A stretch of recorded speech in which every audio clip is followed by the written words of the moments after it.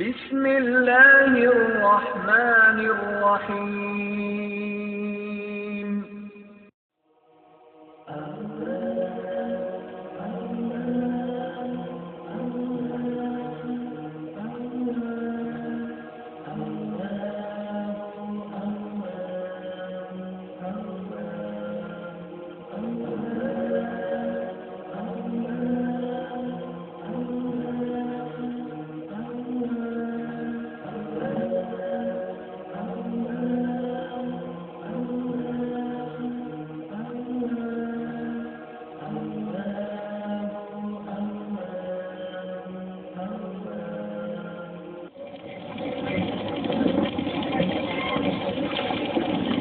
إن الحمد لله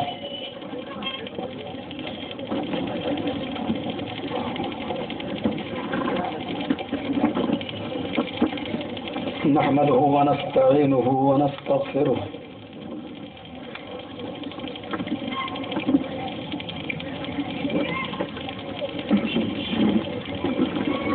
ونعوذ بالله من شرور أنفسنا ومن سيئات أعمالنا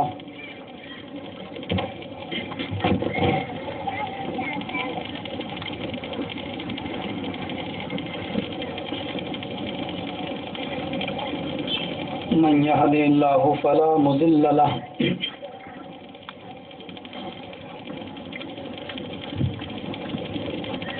ومن يضلله فلا هادي له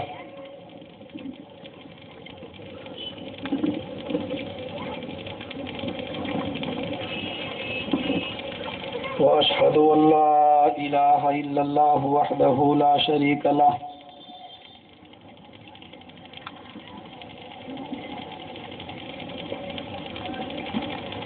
وأشهد أن محمدا عبده ورسوله أما بعد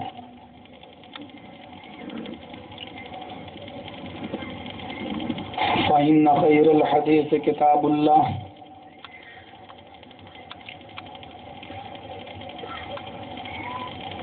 وخير الهدي هدي محمد صلى الله عليه وسلم وشر الأمور محدثاتها وكل محدثة بدعة وكل بدعة ضلالة وكل ضلالة في النار.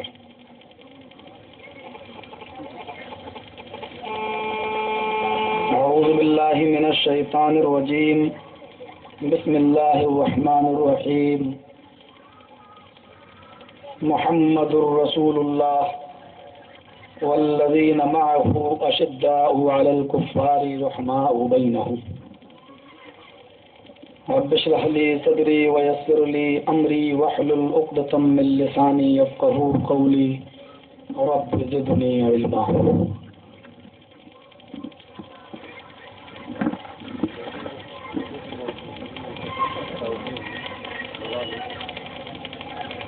ہر قسم کی تعریف کبریائی بڑائی بزرگی اللہ سبحانہ و تعالی کے لیے لائق و مناسب ہے، جو ہم سب کا خالق ہے، مالک ہے،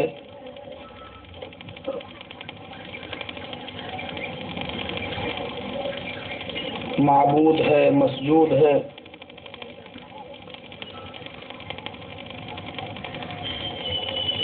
احکم الحاکمین ہے، رب العالمین ہے.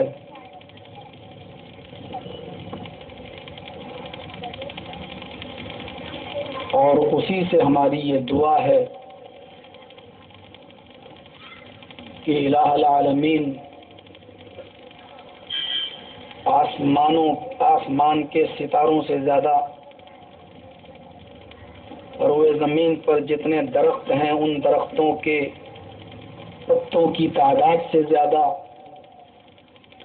روئے زمین پر جتنا سمندر کا پانی ہے اس کے قطرات سے زیادہ درود و سلام کے بے شمار پھولوں کی بارش فرما. آخری نبی جناب محمد رسول اللہ صلی اللہ علیہ وسلم پر اللہم صلی وسلم وبارک علیہ۔ پرمیشن کتنی دیر تک ملی ہے مجھے اس کا بخوبی علم ہے۔ آپ کی مصروفیات اور آپ کی ضروریات کا بھی مجھے خیال ہے، اور اس گراؤنڈ میں مجھے جو موضوع دیا گیا ہے مجھے اس موضوع کی نزاکت اور اس موضوع کی وسعت اور اس کی اہمیت کا بھی خیال ہے۔ وہ موضوع عظمت صحابہ جو حقیقت میں ایک عظیم وسعت رکھتا ہے اپنے اندر،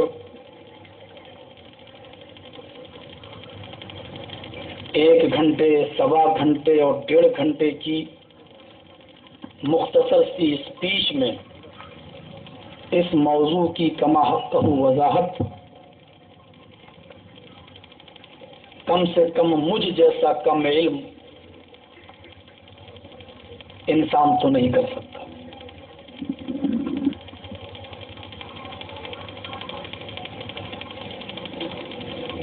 میں خود یہ سوچ میں پڑ گیا کہ اس موضوع کی شروعات میں کہاں سے کروں اور اس کا اختتام میں کہاں پہ کروں۔ صحابہ کرام کے عظیم ہونے کا جو سبب ہے وہ ان کی سیرت طیبہ کے مطالعے سے ہمارے اور آپ کے سامنے اجاگر ہوگا، اور صحابہ کرام کی سیرت طیبہ کا کون سا پہلو آپ کے سامنے رکھا جائے،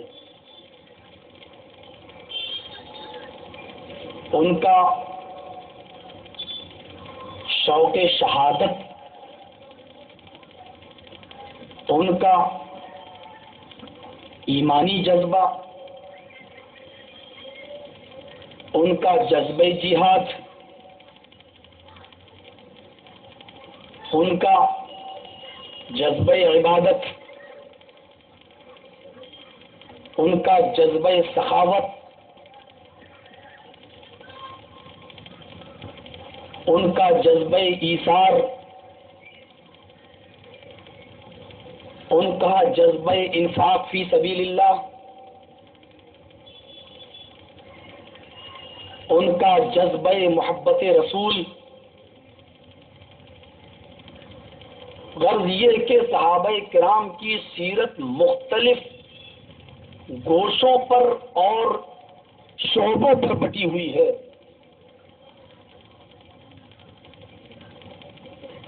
کون سا شعبہ آپ کے سامنے رکھا جائے؟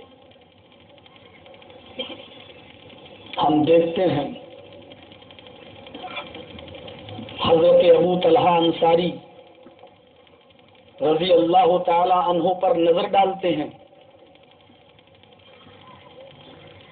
بڑھاپے کے عالم میں ہیں، کمر جواب دے چکی ہے، لاٹھی کا سہارا لے کر چلتے ہیں، اور ان کے سامنے قرآن کی آیت آ جاتی ہے، انفروا خفافا وثقالا وجاهدوا باموالكم وانفسكم في سبيل الله، کہ تم ہر حال میں اللہ کے راستے میں نکلو، خفافا وثقالا، تمہاری حالت چاہے سہولت کی ہو یا دشواری کی، تمہاری حالت آسانی کی ہو یا پریشانی کی، ہر حال میں تم نکلو، وَجَاهِدُوا بِأَمْوَالِكُمْ وَأَنفُسِكُمْ، اور اللہ کی راہ میں جہاد کرو اپنے مالوں کے ذریعے اور اپنے نفس کے ذریعے۔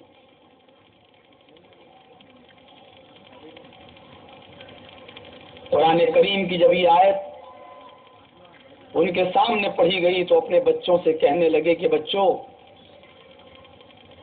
میرے بیٹو، میرے لیے سامان حرب تیار کرو، میرے لیے جنگ میں جانے کی تیاری کرو، سامان تیار کرو، گھوڑے کا انتظام کرو، تلوار کا انتظام کرو۔ ان کے بچوں نے کہا ابو جان، ابو جان، آپ اپنی عمر دیکھیے، اور آپ کی عمر اس بات کی اجازت نہیں دیتی کہ اب آپ جنگ میں جائیں۔ کہا بیٹو، تم ہمیں سمجھا رہے ہو، قرآن کی آیت دیکھو کیا کہہ رہی ہے، ہر حال میں نکلو۔ بچوں نے پھر سمجھایا ابو، جب تک نبی اکرم صلی اللہ علیہ وسلم زندہ رہے آپ نے ان کے ساتھ جنگ کی، پھر ابو بکر صدیق کا زمانہ آیا، آپ نے ان کے ساتھ بھی جنگوں میں شرکت کی، حضرت عمر فاروق کا زمانہ آیا، آپ نے ان کے ساتھ بھی جنگیں کی۔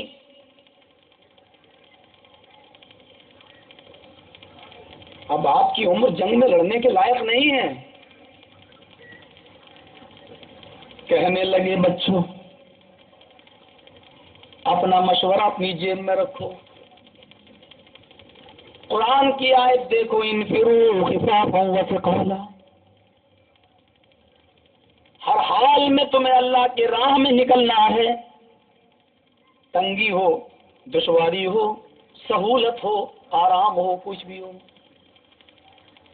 اگر میں میدان جنگ میں تلوار نہ چلا سکا تو کم سے کم میری حاضری سے مسلمانوں کی تعداد میں اضافہ تو نظر آئے گا، کم سے کم مسلمانوں کی تعداد میں اضافہ تو، مومنوں کی تعداد میں اضافہ تو نظر آئے گا۔ میں پہلے یہ ذہن صاف کر دوں کہ میں جہاد کا جو ٹاپک جو بول رہا ہوں اس پر ہمارے میڈیا والے کچھ غلط تاثر نہ لیں کہ میں کسی کو اکسا رہا ہوں۔ ہمارے ہاں جہاد کی وہی حیثیت ہے اور اسی پوزیشن میں جہاد فرض ہے جو پوزیشن آپ کے یہاں مہابھارت کے یدھ کی ہے۔ 100 کورو تھے، 5 پانڈو تھے، کورو ظالم تھے، پانڈو رحمدل تھے، اور 5 پانڈو نے 100 کورو کے خلاف جنگ لڑی، اور کرشن جی نے 5 پانڈو کا ساتھ دیا، اور 5 پانڈو کو وجے پراپت ہوئی، یعنی فتح نصیب ہوا۔ جس طرح ظلم کے خلاف 5 پانڈو نے ہتھیار نہیں ڈالے، بیٹھے نہیں، بلکہ ان کے خلاف انہوں نے جنگ لڑی، کیونکہ قوموں کی حیات، قوموں کی زندگی جنگوں سے وابستہ ہوا کرتی۔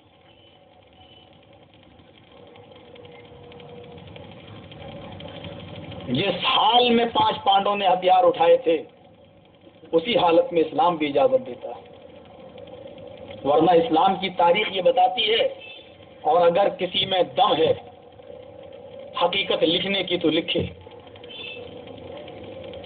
اور کوئی میڈیا والا اگر اس نے اپنی ماں کا حلال دودھ پیا ہے تو میرے یہ الفاظ لکھے۔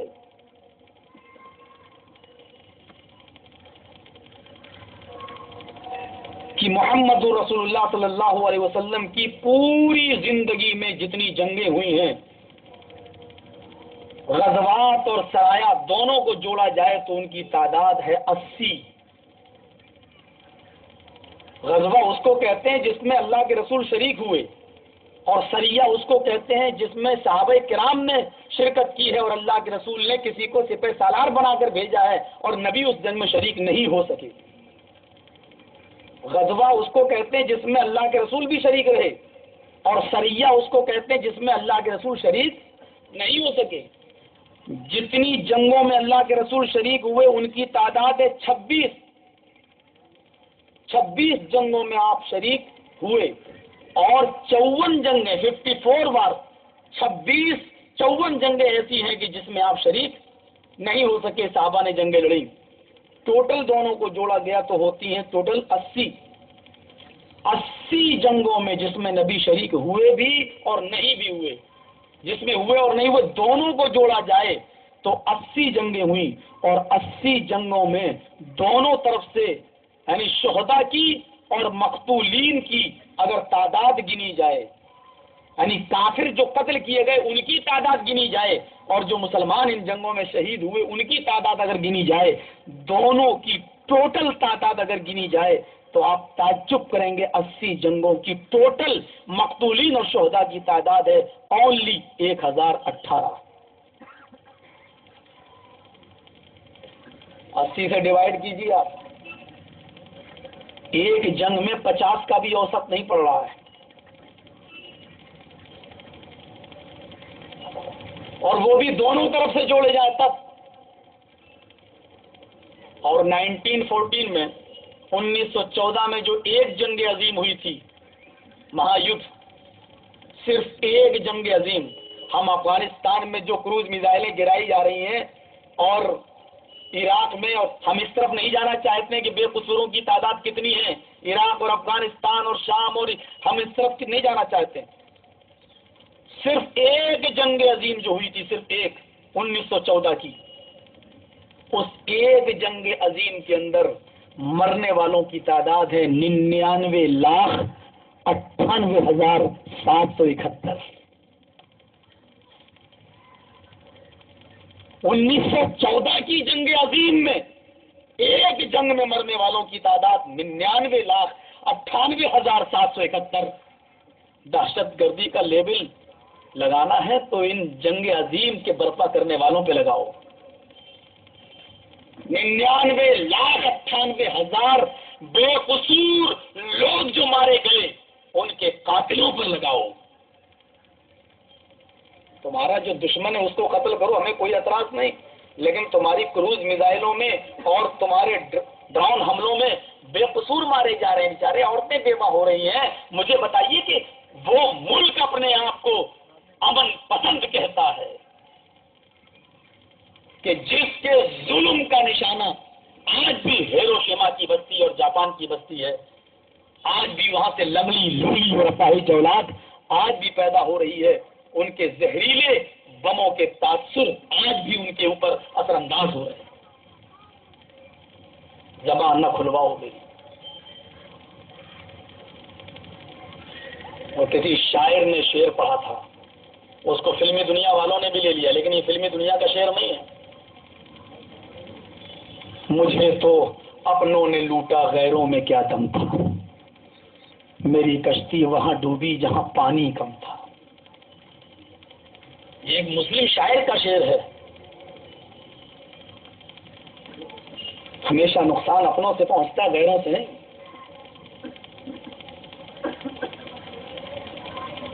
رقیبوں نے رپٹ لکھوائی ہے جا جا کے تھانے میں، اکبر الہ آبادی کا شعر یاد۔ رقیبوں نے رپٹ لکھوائی ہے جا جا کے تھانے میں، اکبر نام لیتا ہے خدا کا اس زمانے میں۔ اور آج یہ شعر پورا میرے اوپر فٹ بیٹھ رہا ہے۔ رقیبوں نے رپٹ لکھوائی ہے جا جا کے تھانے میں کہ جرجیس نام لیتا ہے خدا کا اس زمانے میں۔ لیکن کریں کیا، ہم بھی مجبور ہیں، ہم لڑتے ہی آئے، جب بھی آنچ آئی تو جواب ہم ہی کو دینا پڑا، اور یہ ہمارے اسلاف کی تاریخ رہی ہے۔ جب قرآن کریم کی 159 آیتوں پر سوامی دیانند جی سرسوتی نے اعتراضات کا انبار لگایا، تو اس کا جواب کسی اور نے نہیں دیا.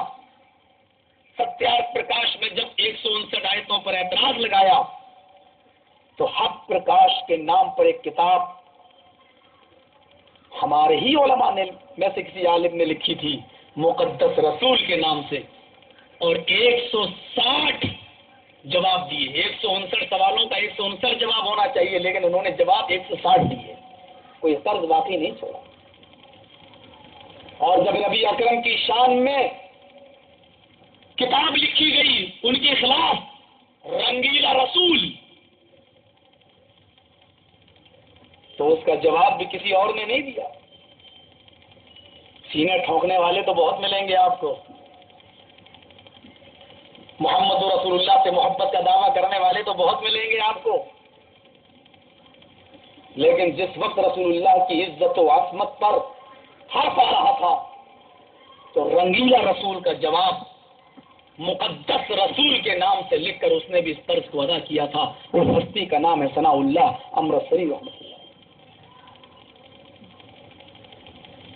مجھے نہیں معلوم کہ اتنی بڑی شخصیت نے کس سے اجازت لی تھی مقدس رسول لکھنے کی اور حق پرکاش لکھنے کی. ہمارے پیروں میں تو بیڑیاں ڈالی جا سکتی ہیں کہ مولوی صاحب یہ مت بولنا, مولوی صاحب وہ مت بولنا, مولوی صاحب آپ چلے جاؤ گے ہم پریشانیوں میں مبتلا ہو جائیں گے. ان کو ہمارے نبی تو وہ تھے, ہائے ہائے ہائے, جب ہجرت کی اور صحابہ کا دس سن رہے ہو تو سنو. مدینے کے صحابہ بھی ابھی قومی افضلیت سے نکلے نہیں تھے. انصاری کا گھاٹ تھا, انصاریوں نے, ایک انصاری اپنی بکری کو پانی پلانے کے لیے اس گھاٹ پہ گیا. وہیں مکے سے جو لوگ ہجرت کر کے مدینہ پہنچے تھے مہاجرین میں سے بھی ایک آدمی اپنی بکری کو پانی پلانے کے لیے گیا. انصاری نے کہا پہلے میں پانی پلاؤں گا اپنی بکری کو.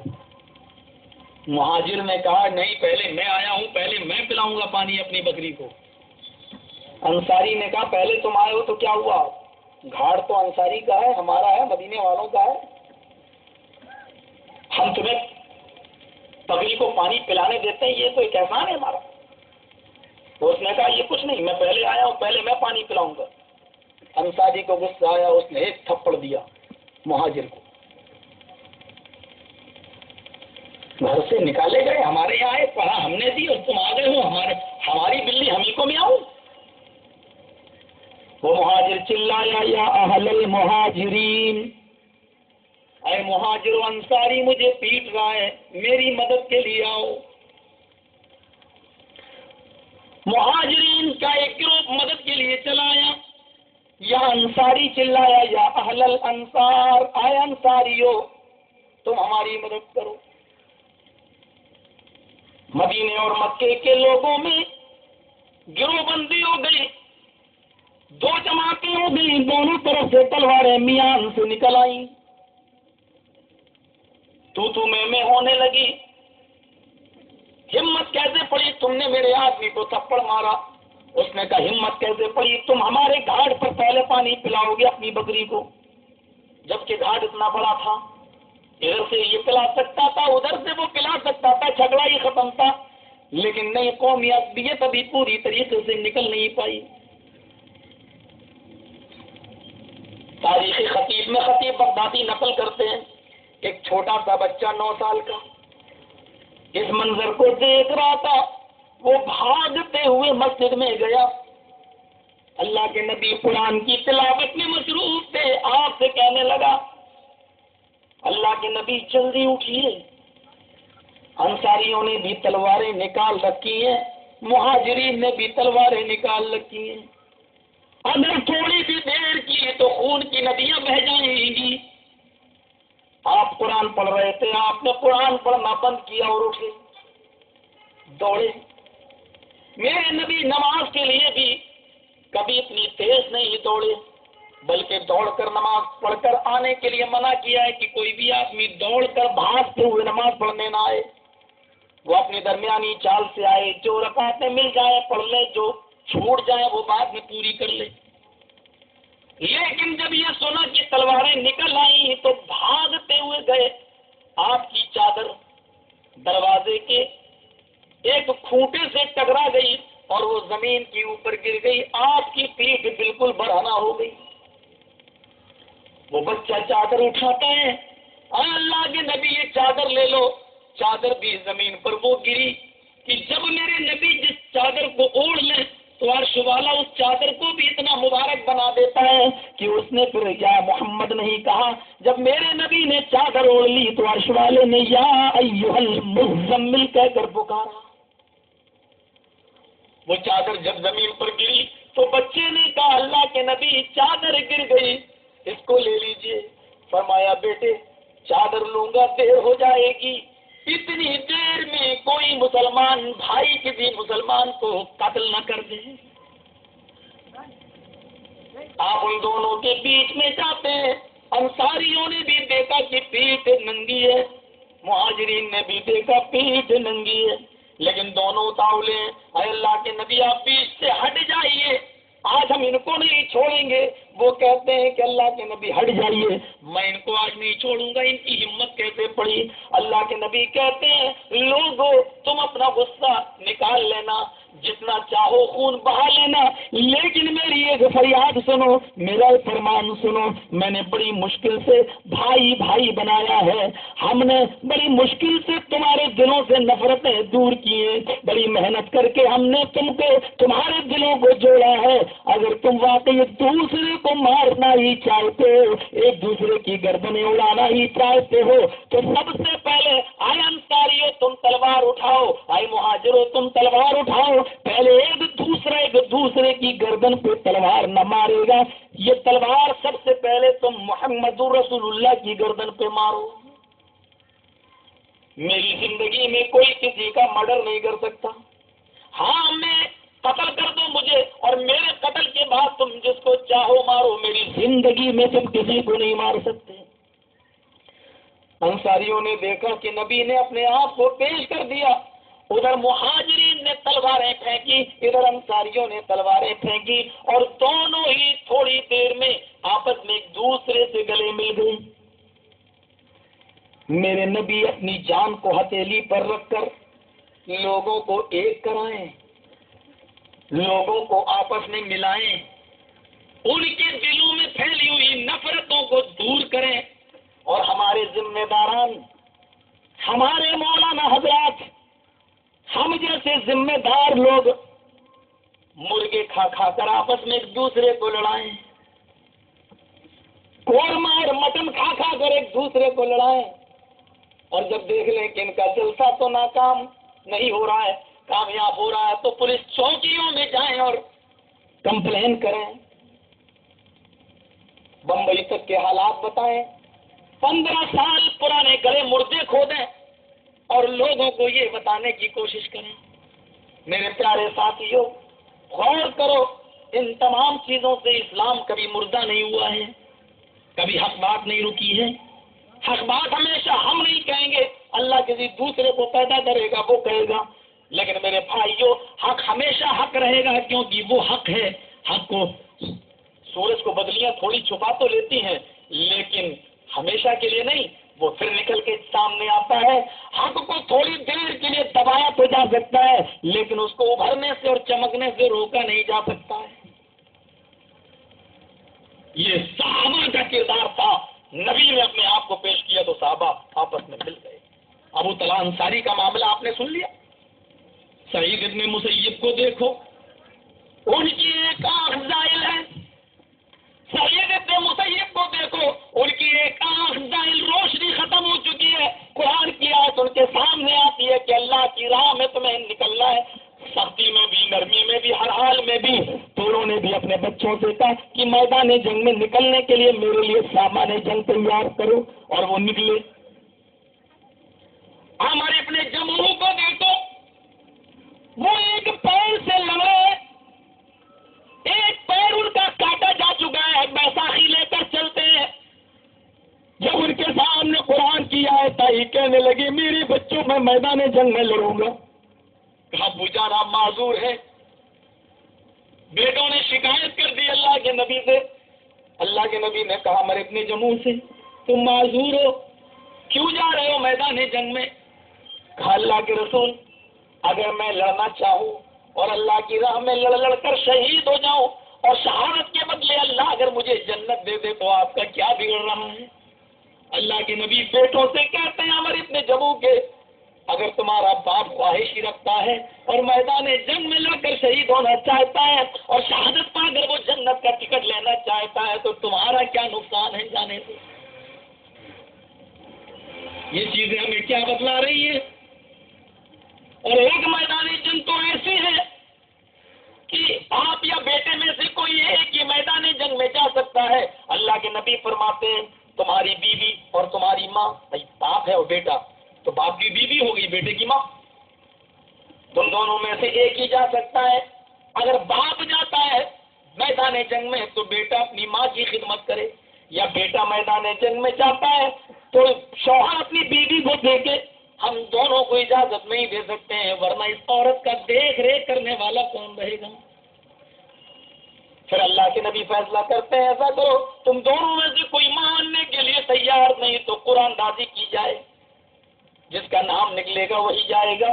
دونوں اس فیصلے پر راضی ہو گئے اور پرچیاں ڈالی گئی، پھینکی گئی زمین پر، اور ان کو نبی اکرم کے مبارک ہاتھوں نے اٹھایا۔ اللہ کے رسول ایک پرچی کو اٹھاتے ہیں، پرچی میں بیٹے کا نام آتا ہے، میدان جنگ میں بیٹا جائے گا۔ اللہ کے نبی نے فرمایا بزرگ سے باپ سے، جاؤ تم اپنی بیوی کی خدمت کرو۔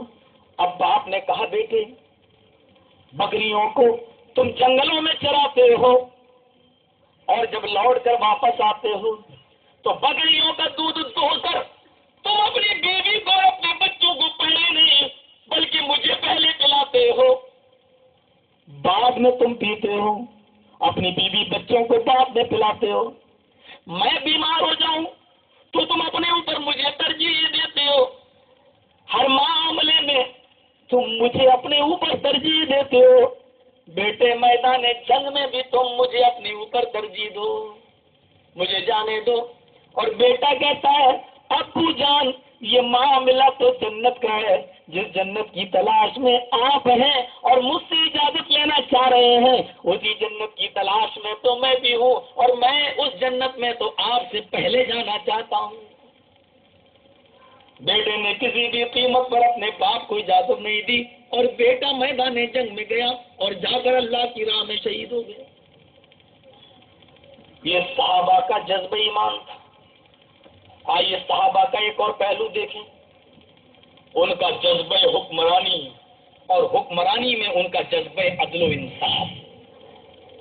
اور یہ واقعات ہمارے لیے آئیڈیل ہے، ہماری سرکار کے لیے بھی آئیڈیل ہے، ہمارے ذمہ داروں کے لیے بھی آئیڈیل ہے۔ آؤ ہم تمہیں انگلی پکڑ کے چلنا سکھاتے ہیں کہ حکومت کیسے چلائی جائے، سیکھو تم ہم سے سیکھو۔ صاحب مولوی صاحب تم کہاں جا رہے ہو؟ میں اکیلے نہیں جا رہا ہوں، انا ہزارے کو دیکھ لو۔ ہندوستان کے اندر ہر انسان کو اپنی بات کہنے کا پورا حق ہے، اور ہندوستان کے قانون نے مجھے یہ حق دیا ہے۔ میں ہندوستان کے قانون کو سلام کرتا ہوں۔ میں سعودیہ گیا، میں دبئی گیا، میں پاکستان گیا، میں نے بہت سے ملکوں کا دورہ کیا، مجھے اتنی آزادی کے ساتھ بولنے کا موقع کہیں نہیں ملا جتنی آزادی کے ساتھ مجھے ہندوستان میں ملا۔ سعودی عرب کے اندر تو پرچی آ جاتی تھی صاحب امریکہ کا نام نہیں آ جائے، اور مجھے بندھے ہوئے الفاظ میں بولنا پڑتا تھا، اور ایک مرتبہ نام آ گیا، عادت بنی ہوئی تھی ہندوستان میں رہ کر، تو مجھے 2000 روپے پینالٹی دینا پڑی، 2000 ریال جرمانہ۔ جس نے بلایا تھا ہمیں اس نے دیا بیچارے نے، بعد میں کہا مولوی صاحب دیکھو ایسے تو ہم جرمانے بھرتے رہیں گے اگر آپ ایسا بولیں گے تو، منع کیا۔ میں ہندوستان کے قانون کو سلام کہتا ہوں۔ میڈیا والوں لکھو میری بات، اس معاملے میں آزادی کے معاملے میں جتنی آزادی ہمارے قانون نے ہمیں دی ہے، ہمیں دنیا کے کسی بھی کونے میں اتنی آزادی نہیں دکھائی دی، اور اسی آزادی کا میں فائدہ اٹھا رہا ہوں۔ سنو، ایسے حکمراں کی ضرورت ہے۔ حضرت عمر فاروق رضی اللہ تعالیٰ عنہ کا دور حکومت ہے،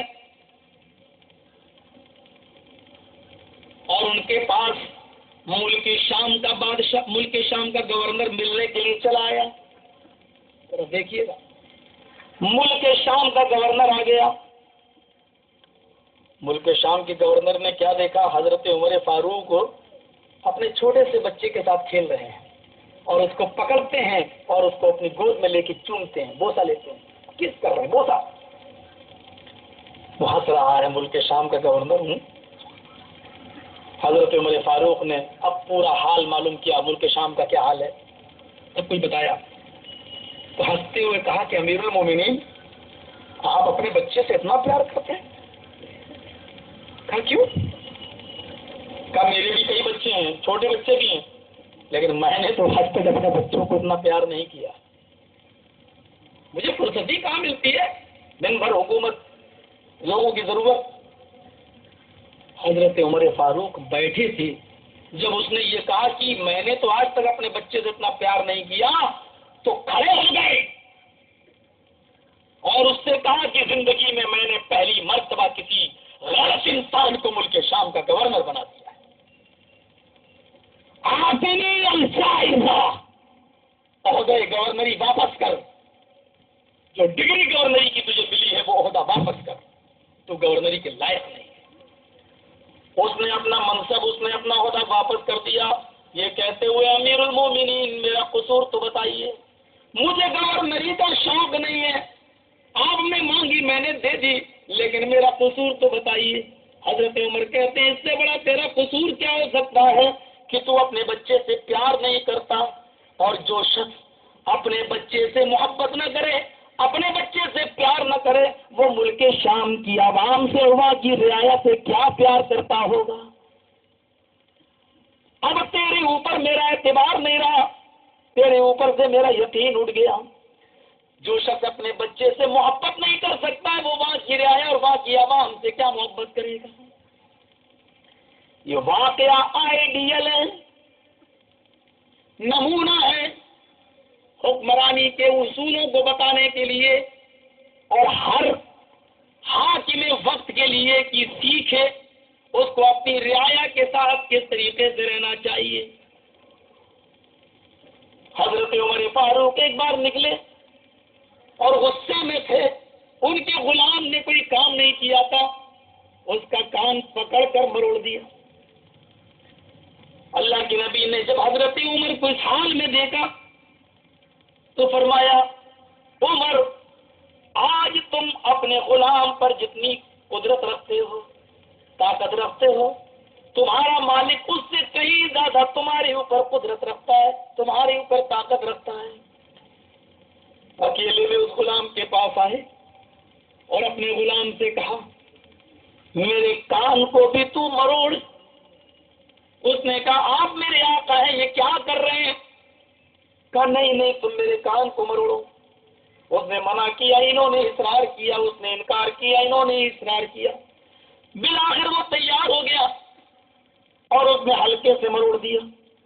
فرمایا ایسے نہیں، جیسے میں نے اٹھایا ویسے. اس نے تھوڑا اور تیز مروڑا تو اور تیز، اس نے اور تیز کیا، اور جب اتنی تیز کر لیا کہ حضرت عمر فاروق کو اس بات کا احساس ہو گیا کہ ہاں میں نے اتنی تیز اس کا ایٹا ہوگا، تو کہنے لگے ایسے ہی پکڑے رہنا. اور پھر انہوں نے اپنی گردن آسمان پہ ڈال دی نظریں اور کہا، اے عمر تیرا تکبر کہاں چلا گیا؟ اے عمر تیرا گھمنڈ کہاں چلا گیا؟ تیری طاقت کہاں چلی گئی؟ ایک معمولی غلام تیری اوپر قدرت رکھتا ہے، ایک معمولی غلام تمہارے کان کو ایٹ رہا ہے.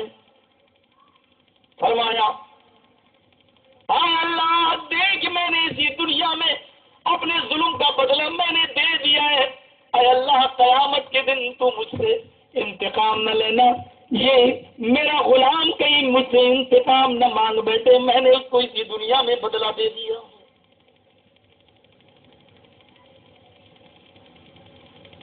کچھ تو وجہ تھی کہ صحابہ کرام کو یہ لقب ملا رضی اللہ عنہم ورضوا عنہ، اللہ ان سے راضی ہو گیا اور وہ اللہ سے راضی ہو گئے. سعید ابن عامر کو حمص کا گورنر بنا کر بھیجا، لیکن اس شہر والوں نے حضرت سعید ابن عامر کے اوپر 4 سنگین الزام لگا دیے.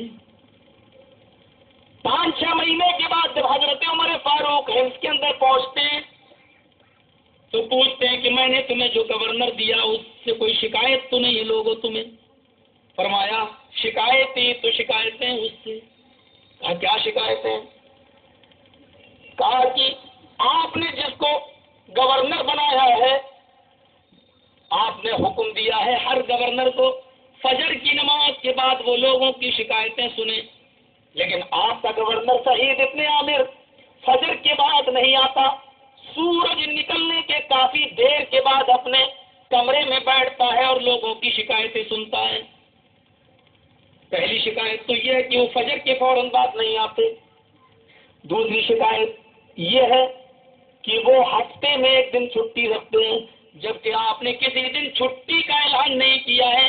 یہاں تک کہ جمعے کے دن بھی آپ نے یہی کہا کہ فجر سے جمعے کی نماز کے وقت تک لوگوں کی شکایتیں سنو، لیکن وہ شخص ہفتے میں 1 دن چھٹی رکھتا ہے اور بالکل لوگوں کی شکایتیں نہیں سنتا. تیسری شکایت یہ ہے اس سے ہمیں کہ وہ رات میں اگر کوئی ضرورت مند اس کے پاس پہنچ جائے شکایت لے کر تو وہ رات میں کسی کی شکایت نہیں سنتا. اور چوتھی شکایت اس سے یہ ہے کہ کبھی کبھی اس کو مرگی کے دورے پڑتے رہتے ہیں، ہاتھ پیر اس کے چلتے ہیں، تڑپتا ہے. ہم لوگ اس کے علاج کے لیے اس کو کہتے ہیں اور وہ یہ کہہ دیتا ہے کہ یہ میری بیماری لا علاج ہے، اس بیماری کا کوئی علاج نہیں ہے. وہ اپنا علاج نہیں کراتا. اچھا، حضرت عمر فاروق نے نوٹس بھیج دیا، ایسا ہی تمہیں کل کٹگھرے میں کھڑے ہو کر لوگوں کی شکایت کا جواب دینا ہے. حضرت عمر نے کل صبح کا اعلان کر دیا ہے، لیکن رات آتی ہے تو تہجد پڑھنے کے بعد حضرت عمر دعا مانگ رہے ہیں، الہ العالمین میں نے بہت غور و فکر کے بعد سعید ابن عامر کو گورنر بنایا، کل سعید ان شکایتوں کا مقابلہ کرے گا، اے اللہ میرے بھروسے کی لاج رکھ لینا، اے اللہ سعید کے پاس ان شکایتوں کا معقول جواب ہونا چاہیے. صبح عدالت لگتی ہے، بتاؤ یہ کون بتائے گا؟ تعجب ہے کہ اس قسم کی باتیں بتانے والے انسان کو آپ یہ کہیں کہ تمہارے خلاف کیس ہے. اللہم اہد قومی فإنہم لا یعلمون. اللہ تو میری قوم کو ہدایت دے، یہ جانتی نہیں ہے یہ کھلواڑ کس سے کر رہے ہیں. مولوی جرجیز کی ذات سے نہیں، کتاب و سنت کی تعلیمات سے کھلواڑ ہو رہا ہے، یہ مذاق ہو رہا ہے. سعید ابن عامر کٹگھرے میں کھڑے ہیں، حضرت عمر فاروق جج بنے ہیں، لوگ موجود ہیں، شکایتوں کا انبار لگتا ہے. پہلی شکایت یہ ہے، دوسری شکایت یہ. سعید ابن عامر جواب دو پہلی شکایت کا، تم فجر کے بعد لوگوں کی شکایت کیوں نہیں سنتے؟ سورج نکلنے کے بعد کیوں آتے ہو؟ سعید ابن عامر کہتے ہیں کہ میں بتانا نہیں چاہ رہا تھا کیونکہ یہ معاملہ میرے اور میرے رب کے درمیان راز میں تھا، میں اس کو صیغہ راز میں رکھنا چاہتا تھا، لیکن اب لوگوں نے الزام لگایا تو اس کی صفائی مجھے دینا پڑے گی. امیر المومنین آپ نے صرف مجھے گورنر بنایا ہے، میری خدمت کے لیے آپ نے کوئی غلام مجھے بیت المال سے نہیں دیا ہے. میری بیوی آنکھوں سے اندھی ہے، ہاتھوں سے کوڑی ہے، پیروں سے لنگڑی ہے. فجر کی نماز پڑھنے کے بعد صبح جب میں اپنے گھر جاتا ہوں تو تھوڑی سی میں قرآن کی تلاوت کرتا ہوں اور اس کے بعد میں اپنے ہاتھ سے کھانا بناتا ہوں، سالن تیار کرتا ہوں، روٹی پکاتا ہوں اور پھر میں اپنی بیوی کو کھلاتا ہوں. امیر المومنین مجھے ایسا کرنے میں دیر ہو جاتی ہے اور سورج نکل آتا ہے. میں یہ پورا کام گھر کا نپٹانے کے بعد پھر میں دربار خلافت میں جاتا ہوں، آفس میں بیٹھتا ہوں اور لوگوں کی شکایت سنتا ہوں۔ میں نے آج تک آپ سے غلام نہیں مانگا ہے اپنے گھر کی خدمت کرنے کے لیے۔ امیر المومنین کی نظریں آسمان پر اٹھی۔ الحمدللہ رب العالمین، تمام تعریفیں اس اللہ کے لیے جس نے میرے بھروسے کی لاج رکھی۔ اے سعید ابن عامر، لیکن ابھی بھی تم مجرم ہو، کیونکہ ابھی 3 سوال تمہارے اوپر اور ہیں۔ تم ہفتے میں ایک دن چھٹی مناتے ہو، کیوں؟ امیر المومنین، ہماری قوم کے لوگوں سے پوچھو، جو کپڑا میں پہنے ہوئے ہوں اس کپڑے کے علاوہ بھی انہوں نے میرے جسم کے اوپر کوئی دوسرا کپڑا دیکھا ہے؟ لوگوں نے کہا نہیں۔ امیر المومنین، یہ کپڑا بہت موٹا ہے، میری بیوی ہاتھوں سے کوڑی ہے، آنکھوں سے اندھی ہے، وہ یہ کپڑا نہیں دھو پاتی ہے، اس لیے ہفتے میں ایک دن میں اس کپڑے کو خود اپنے ہاتھوں سے دھلتا ہوں۔ موٹا ہے اس لیے سوکھنے میں ٹائم لگتا ہے، اس دن کی میں ساری نمازیں اپنے گھر ہی میں پڑھتا ہوں۔ امیر المومنین، اس لیے میں ہفتے میں ایک دن چھٹی رکھتا ہوں، لیکن میں نے اپنی قوم سے کبھی اس بات کو ظاہر نہیں ہونے دیا ہے کہ میرے پاس کپڑے نہیں ہیں اس لیے میں نہیں آتا ہوں۔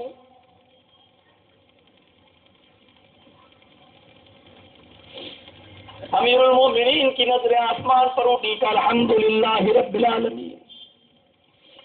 لیکن ایسا ہی تیسرا الزام یہ ہے کہ تم رات میں کسی کی گفتگو نہیں سنتے ہو۔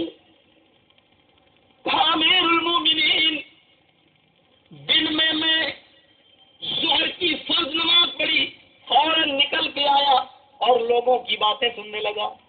عصر پڑھی، فوراً آیا۔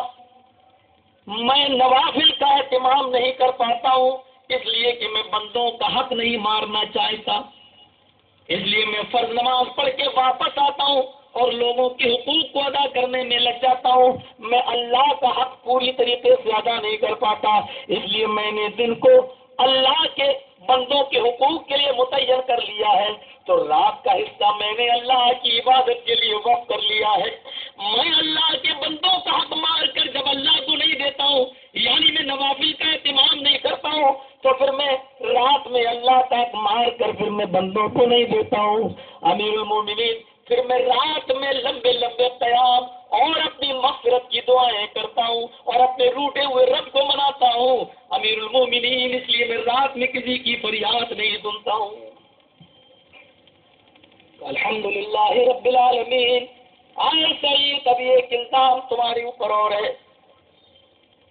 قوموں کی طرف سے تمہیں اجازت ہے، لوگوں کی طرف سے اجازت ہے، تمہیں مرگی کے دورے پڑتے ہیں، تم اپنا علاج کراؤ اور جو خرچہ لگے اس کو بیت المال سے خرچ کرو۔ تم نے ایسا کیوں نہیں کیا؟ امیر المومنین، لوگوں کی اجازت دینے سے کیا ہوتا ہے، جبکہ مجھے یہ معلوم ہے کہ میری یہ بیماری لا علاج ہے۔ حضرت عمر نے کہا سعید، تم غلط کہہ رہے ہو، کوئی بھی بیماری لا علاج نہیں ہے۔ میں نے اللہ کے نبی جناب محمد رسول اللہ کو فرماتے ہوئے سنا ہے، اللہ کے نبی فرما رہے تھے کہ اللہ نے موت کے علاوہ ہر بیماری کا علاج اتارا ہے، موت کے علاوہ ہر بیماری کے لیے شفا اتاری ہے، لہذا تم یہ غلط کہہ رہے ہو کہ میری بیماری لا علاج ہے۔ امیر المومنین، اب میں آپ کو بتاؤں کہ میری بیماری کیسے لا علاج ہے۔ جب میں حالت کفر میں تھا اور جن لوگوں نے حضرت خبیب کو گرفتار کیا تھا، پگڑا تھا، میں بھی ان لوگوں میں شامل تھا۔ امیر المومنین، حضرت خبیب کو جب سولی دی جا رہی تھی، حضرت خبیب کو جب سولی پہ لٹکایا جا رہا تھا، تو اس وقت میں بھی ان کافروں کے ساتھ تھا، بلکہ ان کو پھانسی کے پھندے پہ لٹکانے سے پہلے ان کی کمر میں کھنجر مارا گیا تھا۔ کھنجر ان کی کمر کے داہنی طرف سے داخل کیا گیا اور بائیں طرف نکال دیا گیا۔ اے امیر المومنین، کھنجر مارنے والا کوئی اور نہیں، وہ میں ہی تھا۔ امیر المومنین، خبیب کو خنجر میں نے مارا تھا اور اس کے باوجود بھی وہ مسکراتے ہوئے پھانسی پہ لٹک گیا اور اس نے یہ کہا کہ جتنی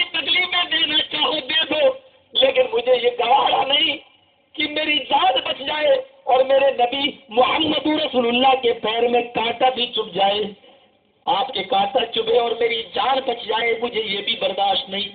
امیر المومنین، جب خبیب کو کھنجر مارنے والا منظر میری آنکھوں کے سامنے آتا ہے تو میں کانپنے لگتا ہوں اور مجھے مرغی کے دورے پڑنے لگتے ہیں، میں زمین پر گر جاتا ہوں۔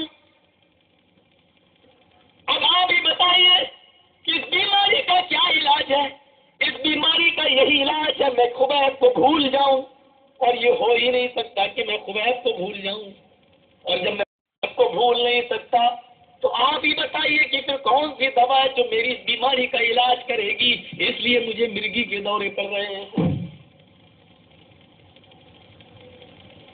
رضی اللہ عنہم ورضوا عنہ، اللہ ان سے راضی ہو گیا اور یہ اللہ سے راضی۔ یہ انداز حکمرانی ہے، گورنر ہے لیکن ایک کپڑا ہے، اس کا گورنر ہے اپنی بیماری کا علاج نہیں کروا رہا، گورنر ہے اپنے ہاتھ سے کھانا بنا رہا۔ تکلیف ہوتی ہے جب کوئی یہ کہتا ہے کہ اسلام تلوار کے زور سے پھیلا، رونا تھا۔ یہ الفاظ کہنے والوں کی زبانیں کٹ کر زمین پر گر کیوں نہیں گئی؟ یہ جملے کہنے سے پہلے زمین پھٹ کیوں نہیں گئی اور یہ زمین میں دھک کیوں نہیں گئے؟ صبر کی انداز، رات میں گشت کر رہے ہیں تو ایسے بن کر رہے ہیں جیسے کوئی ان کو دیکھے تو امیر المومنین نہ سمجھے۔ اور تاریخ خطیب بغدادی میں یہ واقعہ نقل کیا گیا، سنو، ہر مسلک کے لوگ موجود ہیں، کسی پر اٹیک نہیں کرنا ہے مجھے، ہم سب آپس میں میرے بھائیوں، ایک کلمے ایک نبی کے ماننے والے، ہمارے گھر کے جھگڑے ہیں، دعا کرو اللہ تعالیٰ ہمیں ان گھر کے جھگڑوں کو گھر میں ہی نپٹانے کی توفیق عطا فرمائے۔ افسوس ہوتا ہے ایک جگہ گیا، لوگوں نے مقدمہ دائر کر دیا میرے اوپر بدایوں میں، مولوی صاحب ہماری تو جج صاحب ہماری مسجد میں کچھ لوگ آتے ہیں گنڈے اور زور سے آمین چلاتے ہیں۔ ایسا وہ بیچارہ نہیں جانتا تھا آمین کیا ہوتا ہے، اس نے کہا پکڑ کے لاؤ۔ اب وہ 8-10 آدمی ہی جو بیچارے نئے نئے ایلیڈیز تھے، بیچارے کوئی مسجد نہیں تھی تو وہ لوگ دوسروں کے مسجد میں چلے جاتے تھے نماز پڑھنے۔ اب یہ آمین زور سے بولتے تو ان لوگوں نے کیس کر دیا۔ جب ایسو نے بلایا اس موقع پر میں وہی تھا، تو ان 8 آدمیوں کو پکڑا تو پکڑا گیا، ہم کو بھی لے گئی پولیس، چلو تم بھی چلو، تم بھی تقریر کرنے آئے ہو۔ اب وہ سب بیچارے اچھے لوگ تھے، باشرہ لوگ تھے، لمبی داڑھی تھی ان کی سب کی، تو ایسو نے ان کو دیکھا، دیکھنے کے بعد کہا ارے میں نے گنڈوں کو پکڑنے کے لیے کہا تم ان کو پکڑنا ہے؟ کہا صاحب جن کے نام FIR ہے وہ یہی لوگ۔ ان سے پوچھا انہوں نے FIR کی، یہی لوگ ہیں؟ صاحب یہی لوگ ہیں، ہم لوگ آمین چلاتے ہیں، یہ ہماری مسجد میں آتے ہیں۔ کہ بھائی تم لوگ کیوں چلاتے ہو؟ لوگ خاموش ہوئے، ایسا ہے ویسا۔ بھائی ان سے پوچھا، میں نے کہا ان سے پوچھیے ایسو صاحب ہمارے آمین کہنے سے ان کو پریشانی کیا ہے؟ تو وہ ایسو نہیں جانتا بھائی آمین کیا، دیکھیے جب کافر ہے تو کیا جانا بیچارہ، اور ہمارے فیصلے ان کی عدالت میں جاتے ہیں۔ تو ایسو نے کہا کہ بھائی اچھا تم لوگ بتاؤ تمہیں کیا پریشانی ہے اگر یہ آمین چلاتے ہیں؟ کہا پریشانی ہے یہ لوگ ہمیں چڑھاتے ہیں۔ کہا اچھا تو آمین کیا تمہاری ماں کا نام ہے؟ یہی سمجھے آمین تمہاری ماں کا نام ہے؟ کہا نہیں صاحب۔ تو کہا بہن کا نام یا بیٹی کا نام، کچھ نام کس کا ہے یہ؟ صاحب کسی کا نام نہیں۔ پھر کیوں چڑھتے ہو؟ میرے ذہن میں خیال ایک بات آئی، میں اٹھا اور میں نے ایسو کے کان میں کہا سر آمین تو یہ بھی بولتے ہیں۔ تو گیا کہتا کیا یہ لوگ بھی بولتے ہیں؟ میں نے کہا آپ ہم سے نہیں پوچھیے، ان سے پوچھ لیجیے۔ ان سے پوچھا جنہوں نے FIR کی، تم لوگ بھی آمین بولتے؟ کہتا ہم لوگ آہستہ بولتے ہیں، یہ زور سے بولتے ہیں۔ اب اس کو غصہ آیا، ڈنڈا ہوا، تیری ماں کہاں، تیری بہن، تو پولیس والے ہیں، گالی تو ان کا کلمہ ہے۔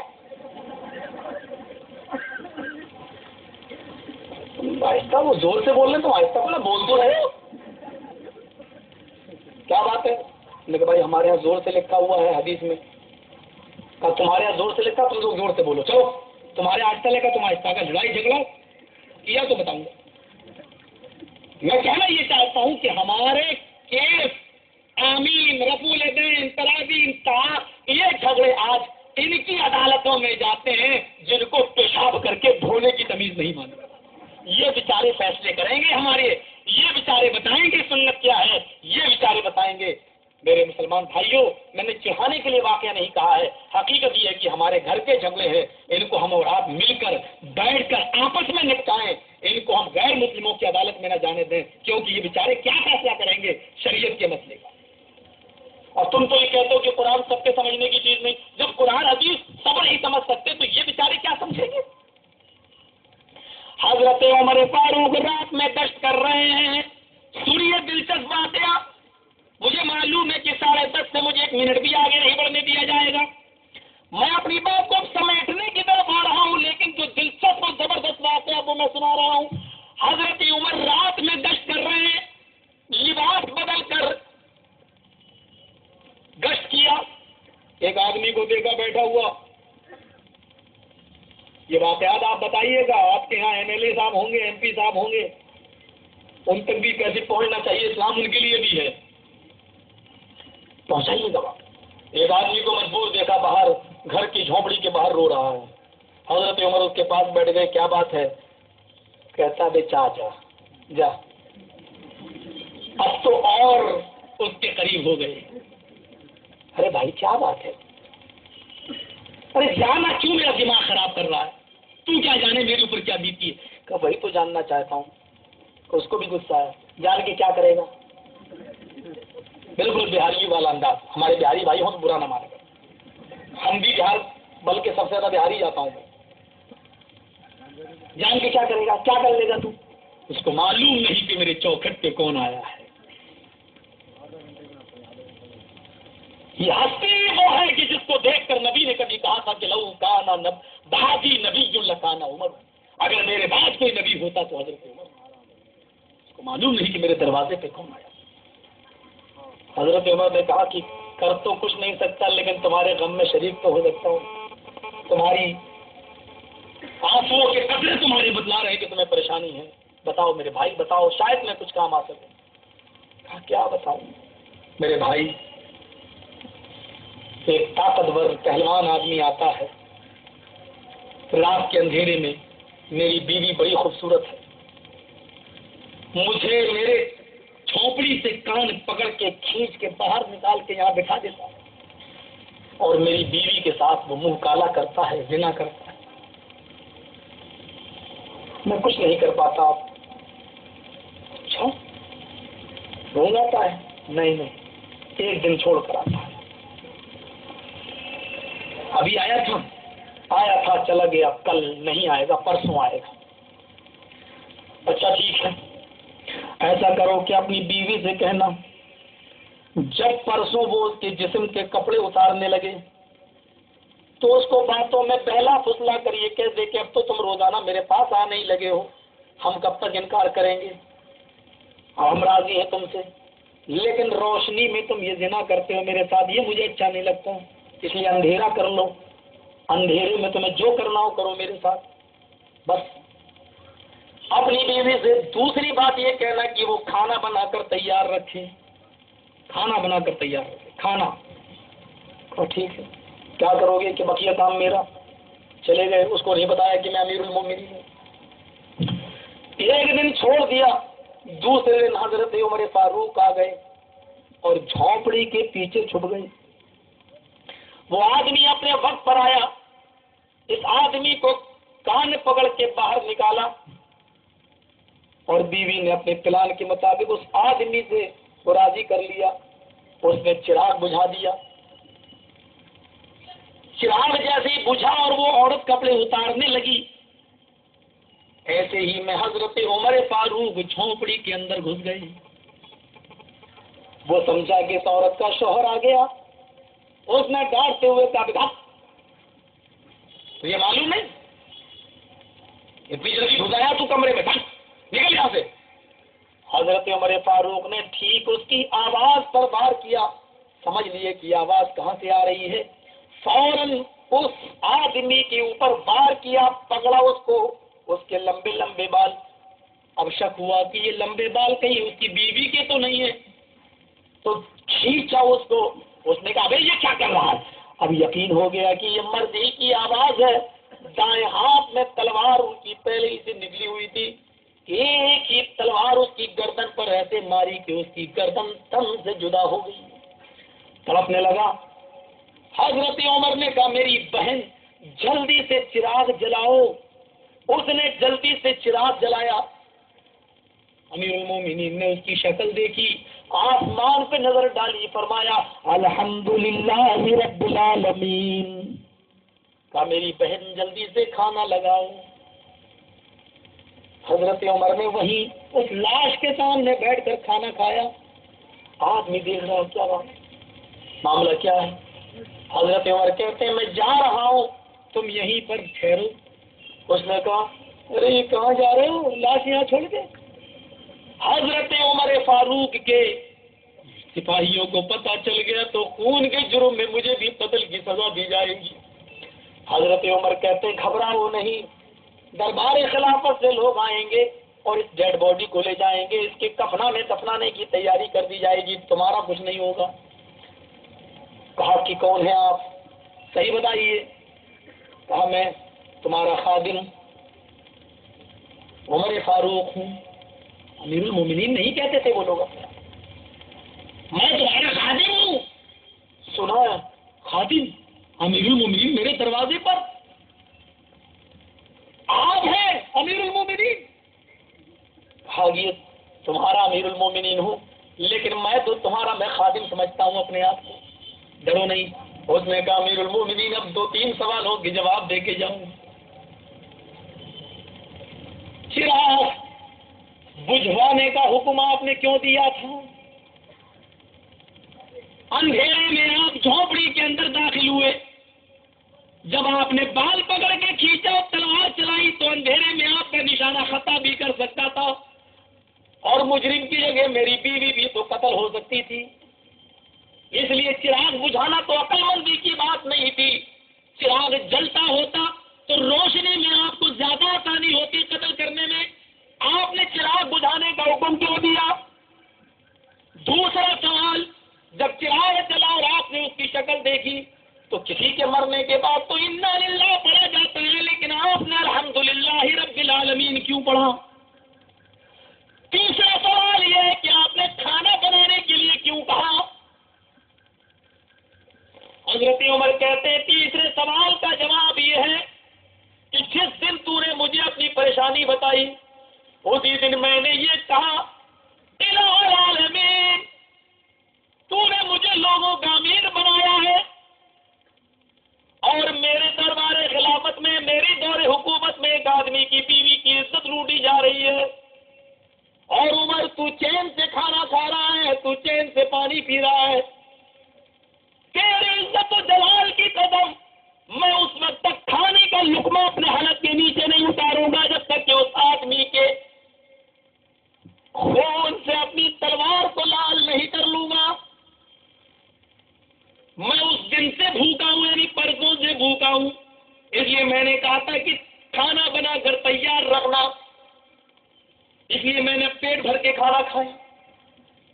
چراغ بجھانے کے لیے میں نے اس لیے کہا تھا کیونکہ جب تو نے یہ بات بتائی تو اسی دن مجھے یہ ڈر ہوا، اے عمر اتنی ہمت کس کی ہے جو میری خلافت میں، میری حکومت میں ایک آدمی کی خوبصورت بیوی سے زنا کر رہا ہے؟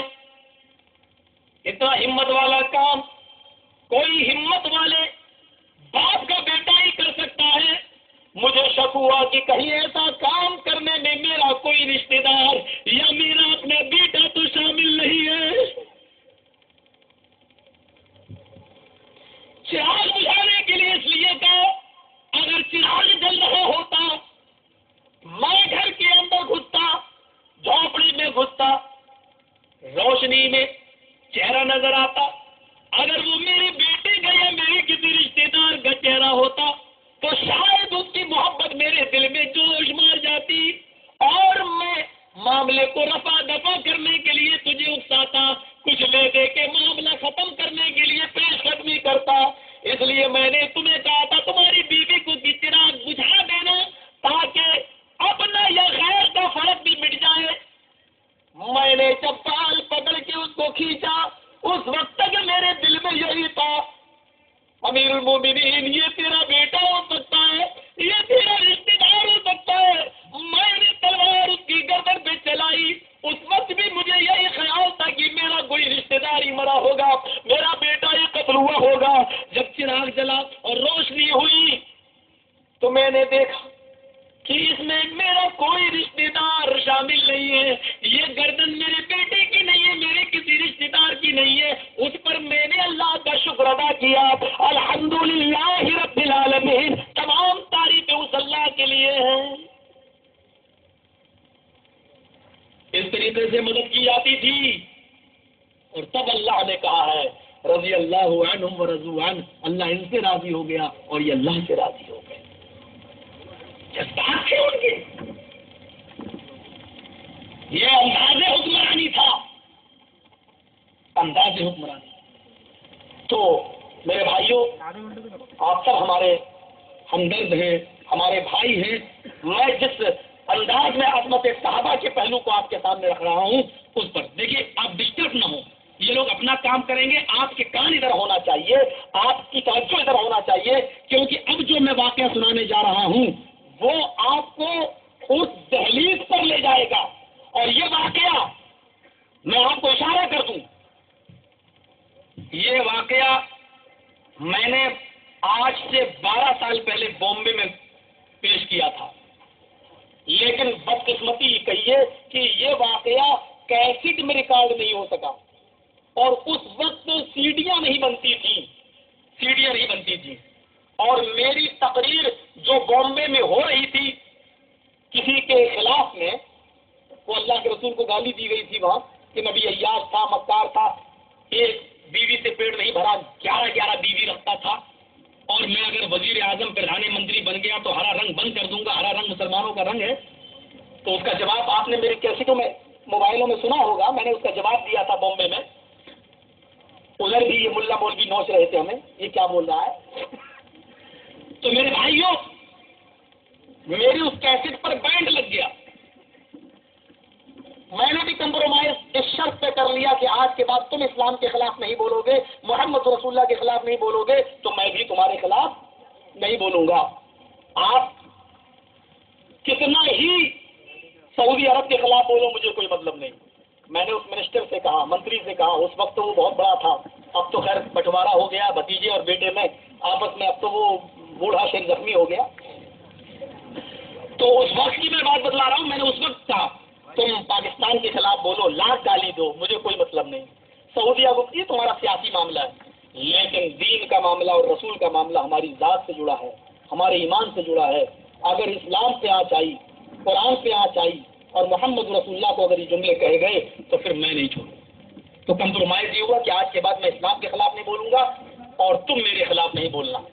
آپ کے یہاں کیا بھیڑ ہوگی یہ بارکس کے میدان میں، جب میں بامبے جاتا ہوں، ابھی بھی ہر 2-3 مہینے پروگرام ہوتا ہے، تو جتنے سننے والے ہوتے ہیں اس سے 3 گنا زیادہ پولیس پرشاسن ہوتا ہے۔ ارے وہی مولوی آ رہا ہے جو اس کے خلاف بولا تھا، یہ ہے۔ اور سیکورٹی لگا دی جاتی ہے بڑی سخت، اور اسپیشل CID آتی ہے، اسپیشل۔ ہمیں لوگ یہاں ڈرانے کی کوشش کریں، جتنا کمپلین کرو گے میرے خلاف اتنا ہی زیادہ آؤں گا میں حیدرآباد۔ تم کر کے دیکھو، تم آزما کے دیکھو، باطل سے دبنے والے اے آسمان نہیں ہے ہم، 100 بار کر چکا ہے تو امتحان ہمارا، تم کر کے تو دیکھو۔ پرشاسن والے بھی تو ہمارے بھائی ہیں بیچارے، ان کی بھی تو ذمہ داری بنتی ہے۔ تم کر کے تو دیکھو، ہم ان کو ان کے وید منتر سنا کر ان کو ہی مجبور کر دیں گے، یہ خود کہہ دیں گے اور بولو آپ۔ ہمارے پاس تو ہر ہنر ہے، ہر ہنر۔ اور جب ہم اس سے کہہ سکتے ہیں جس نے ہم سے کہا تھا وہی منسٹر نے، گائے کو ماں کیوں نہیں کہتے ہو، تو ہم نے کہا ہم کل سے کہنا شروع کر دیں گے، لیکن یہ بتاؤ تم کیوں نہیں کہتے ہو، تم کیوں کہتے ہو؟ اس نے کہا ہم اس لیے کہتے ہیں کیونکہ وہ پوتر اور شدھ دودھ دیتی ہے۔ ہم نے کہا کتنا دودھ دیتی ہے؟ ایک گائے بولا 8 کلو 10 کلو کم سے کم۔ ایک گائے. ہم نے کہا گائے جب 8 کلو دودھ دیتی ہے تو اس کو تم ماں کہتے ہو. میرے گھر میں ایک بھینس بندی ہوئی ہے وہ 16 کلو دودھ دیتی ہے, اس کو رانی کیوں نہیں کہتے؟ تو ڈبل دودھ دے رہی ہے تو اماں کی اماں ہوئی نا. کہنے لگا ارے چپ رہو یار, تم ہمیں ہماری سیاست کرنے دو, تم جاؤ یہاں سے. کمپرومائز کیا گیا. اس کا ایک بنا ہوا ہے پورا پیپر بنا ہوا ہے, اس میں اسٹامپ پیپر پر. اس کی ایک کاپی میرے پاس, ایک کاپی اس کے پاس, اور ایک کاپی بامبے ہائی کورٹ میں.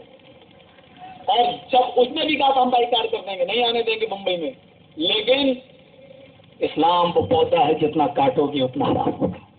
سب سے زیادہ پروگرام میرے ممبئی میں ہوتے ہیں, سب سے زیادہ.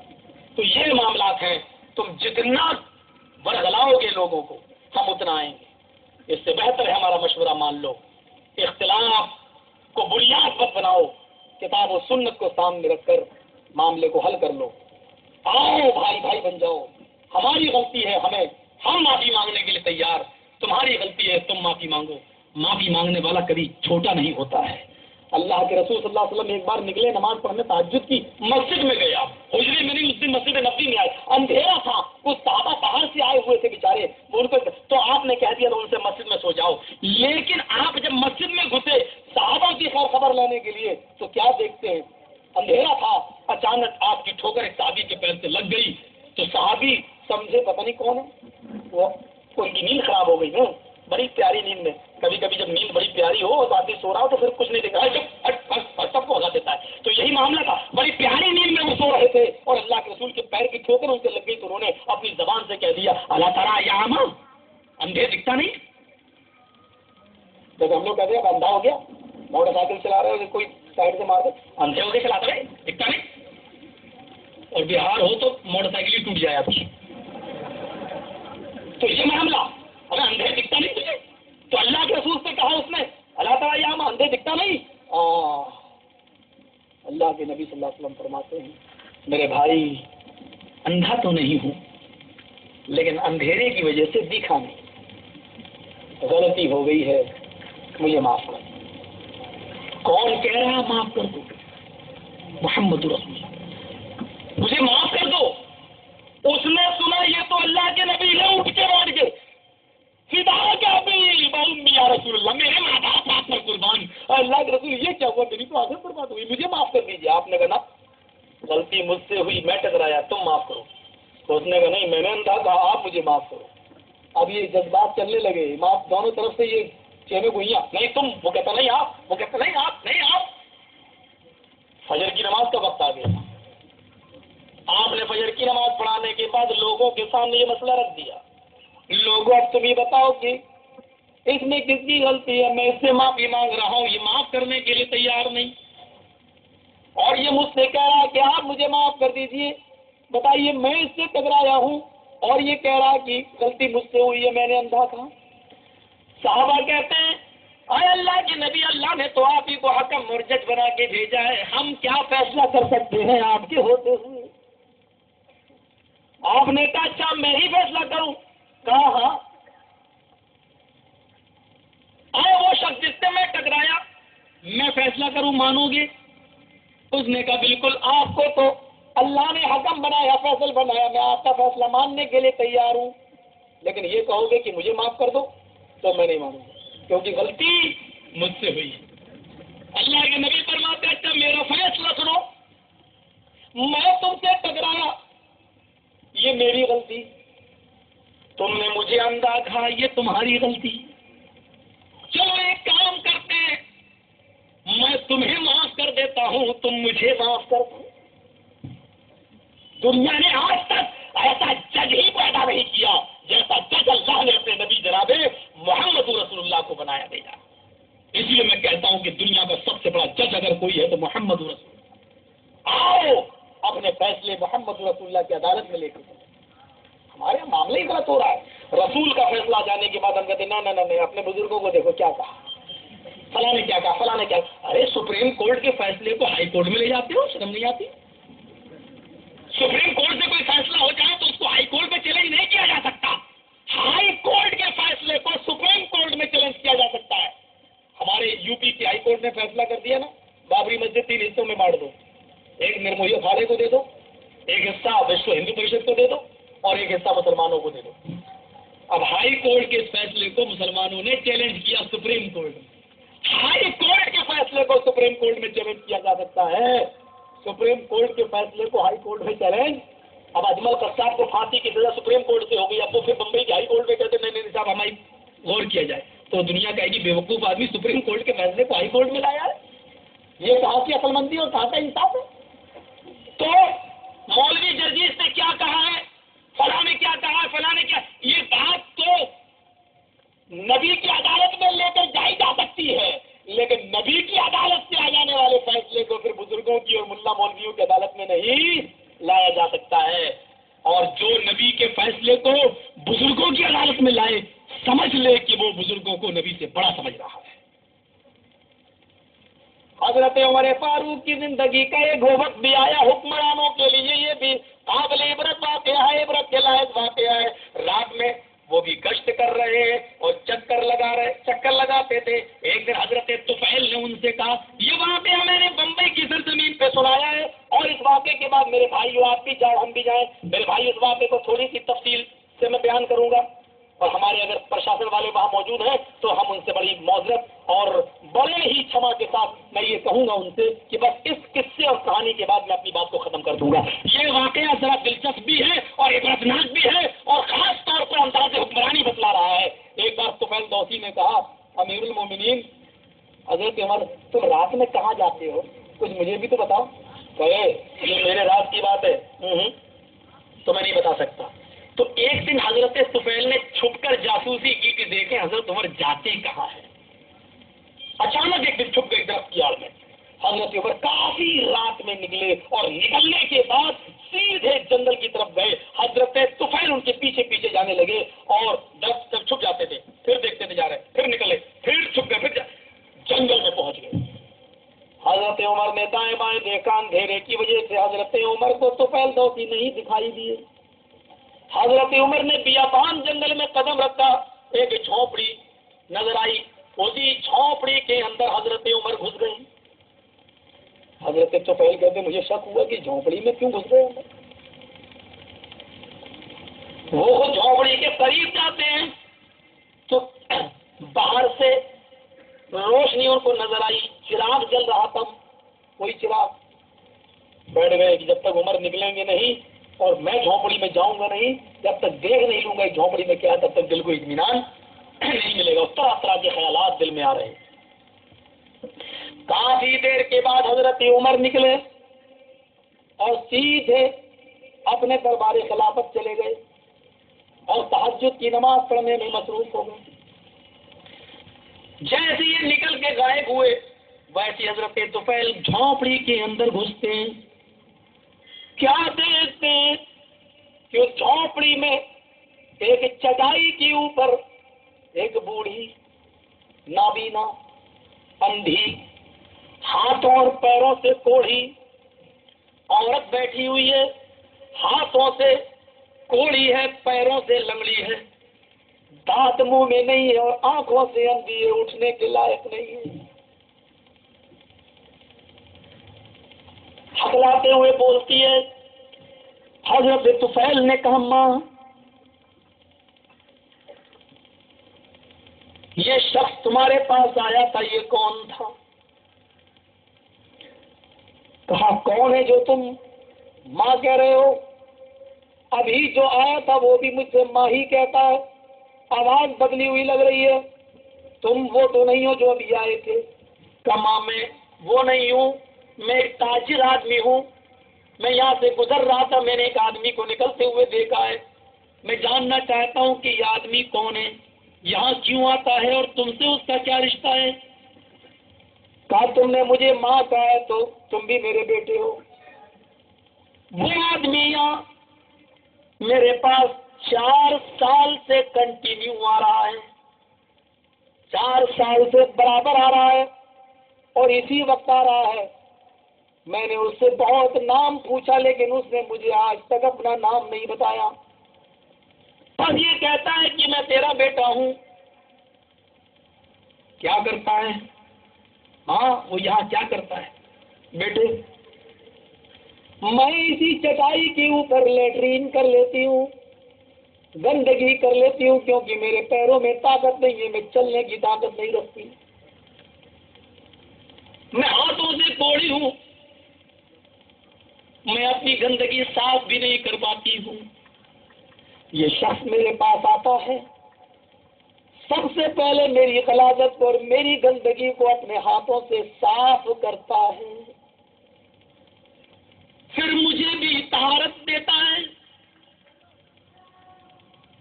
پھر میرے پاس یہی بیٹھ کر وہ چولہا جلاتا ہے، کھانا بناتا ہے۔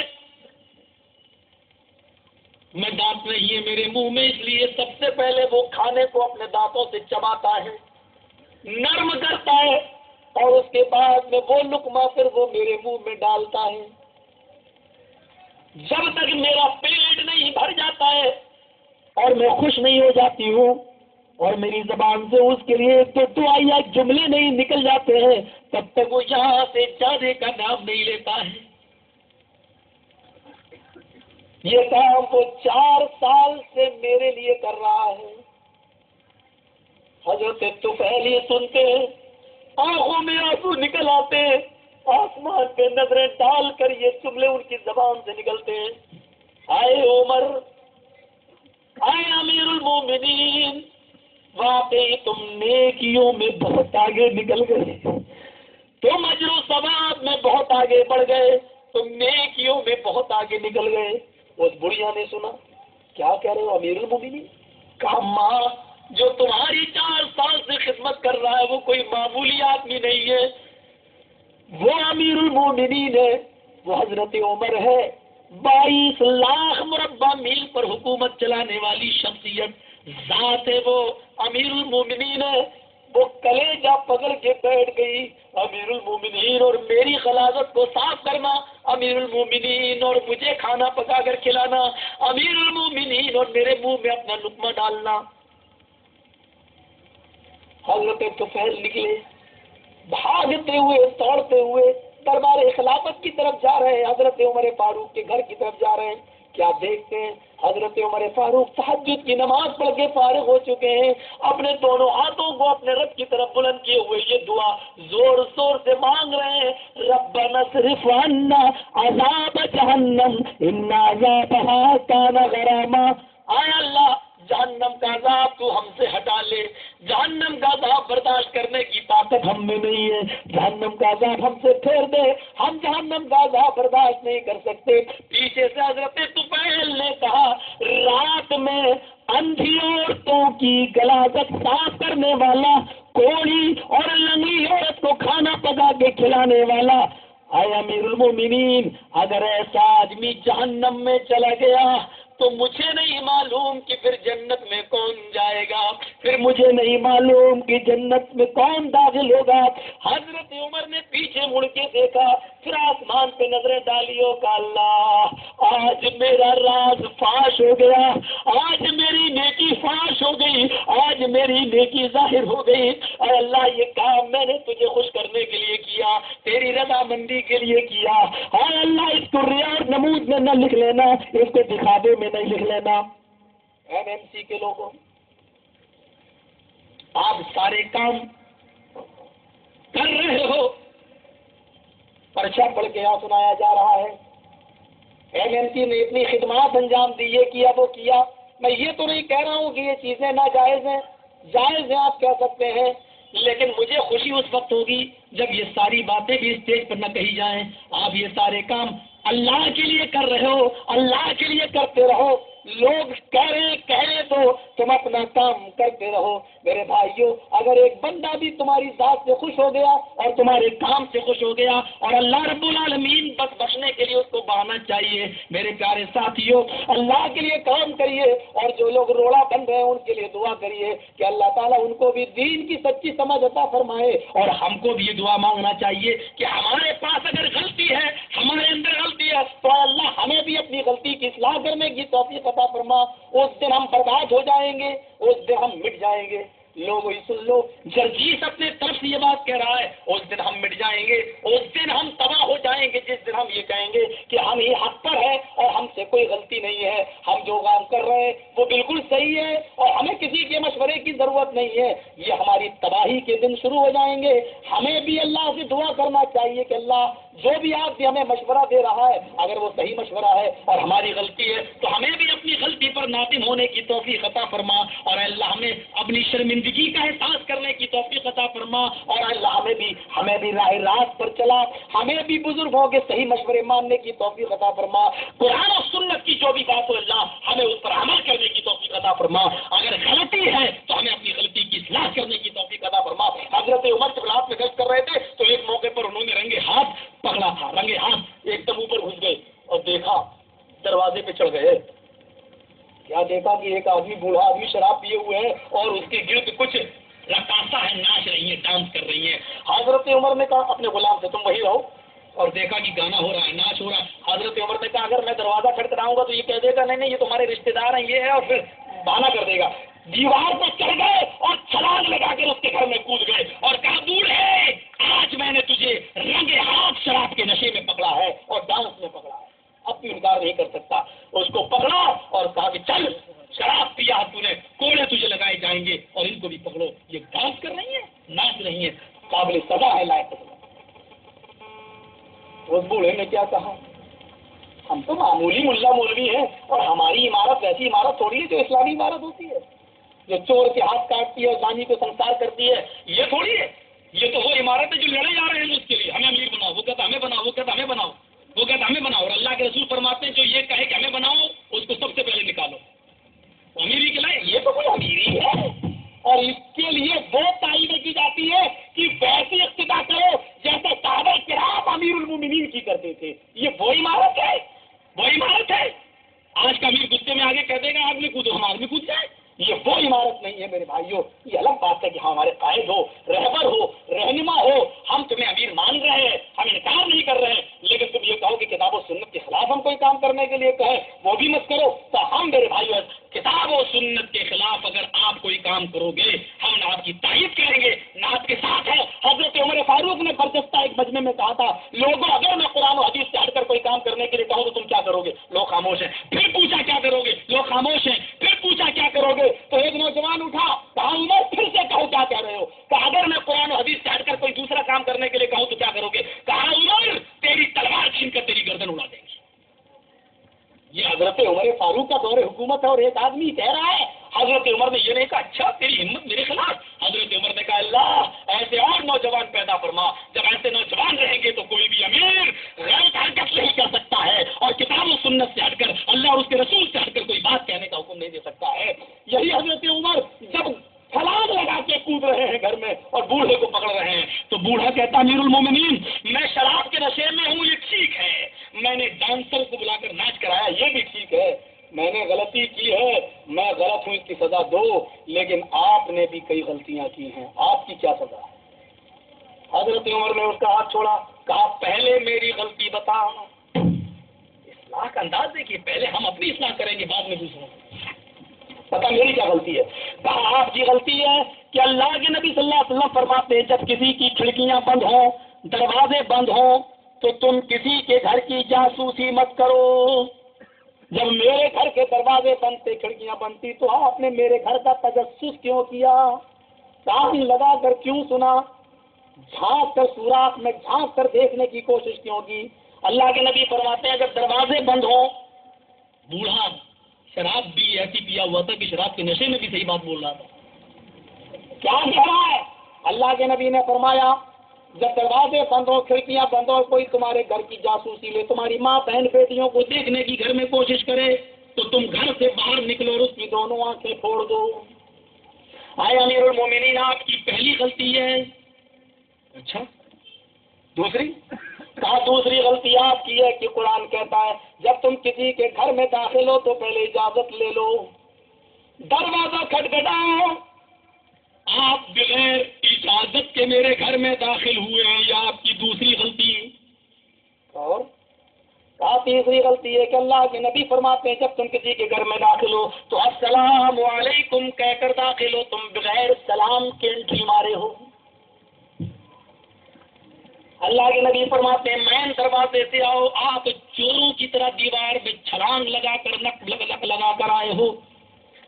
حضرت عمر کہتے ہیں بوڑھے اللہ تجھے جزائے خیر دے، میں اپنی اصلاح کروں گا، اس کے بعد میں تم سے نپٹوں گا، جاؤ میں نے تمہیں چھوڑ دیا۔ اس کے بعد نکل آئے۔ خادم نے پوچھا کہ امیر المومنین اس گھر میں کچھ ملا؟ کہا چلو ٹھیک ہے، چلو، کچھ نہیں کہا۔ 4 سال کے بعد اس بوڑھے کو کافی کمزوری آ گئی اور کام کرنے کے لائق نہ رہا، تو وہ بیت المال سے وظیفہ لینے کے لیے آیا کہ مجھے بھی مل جائے۔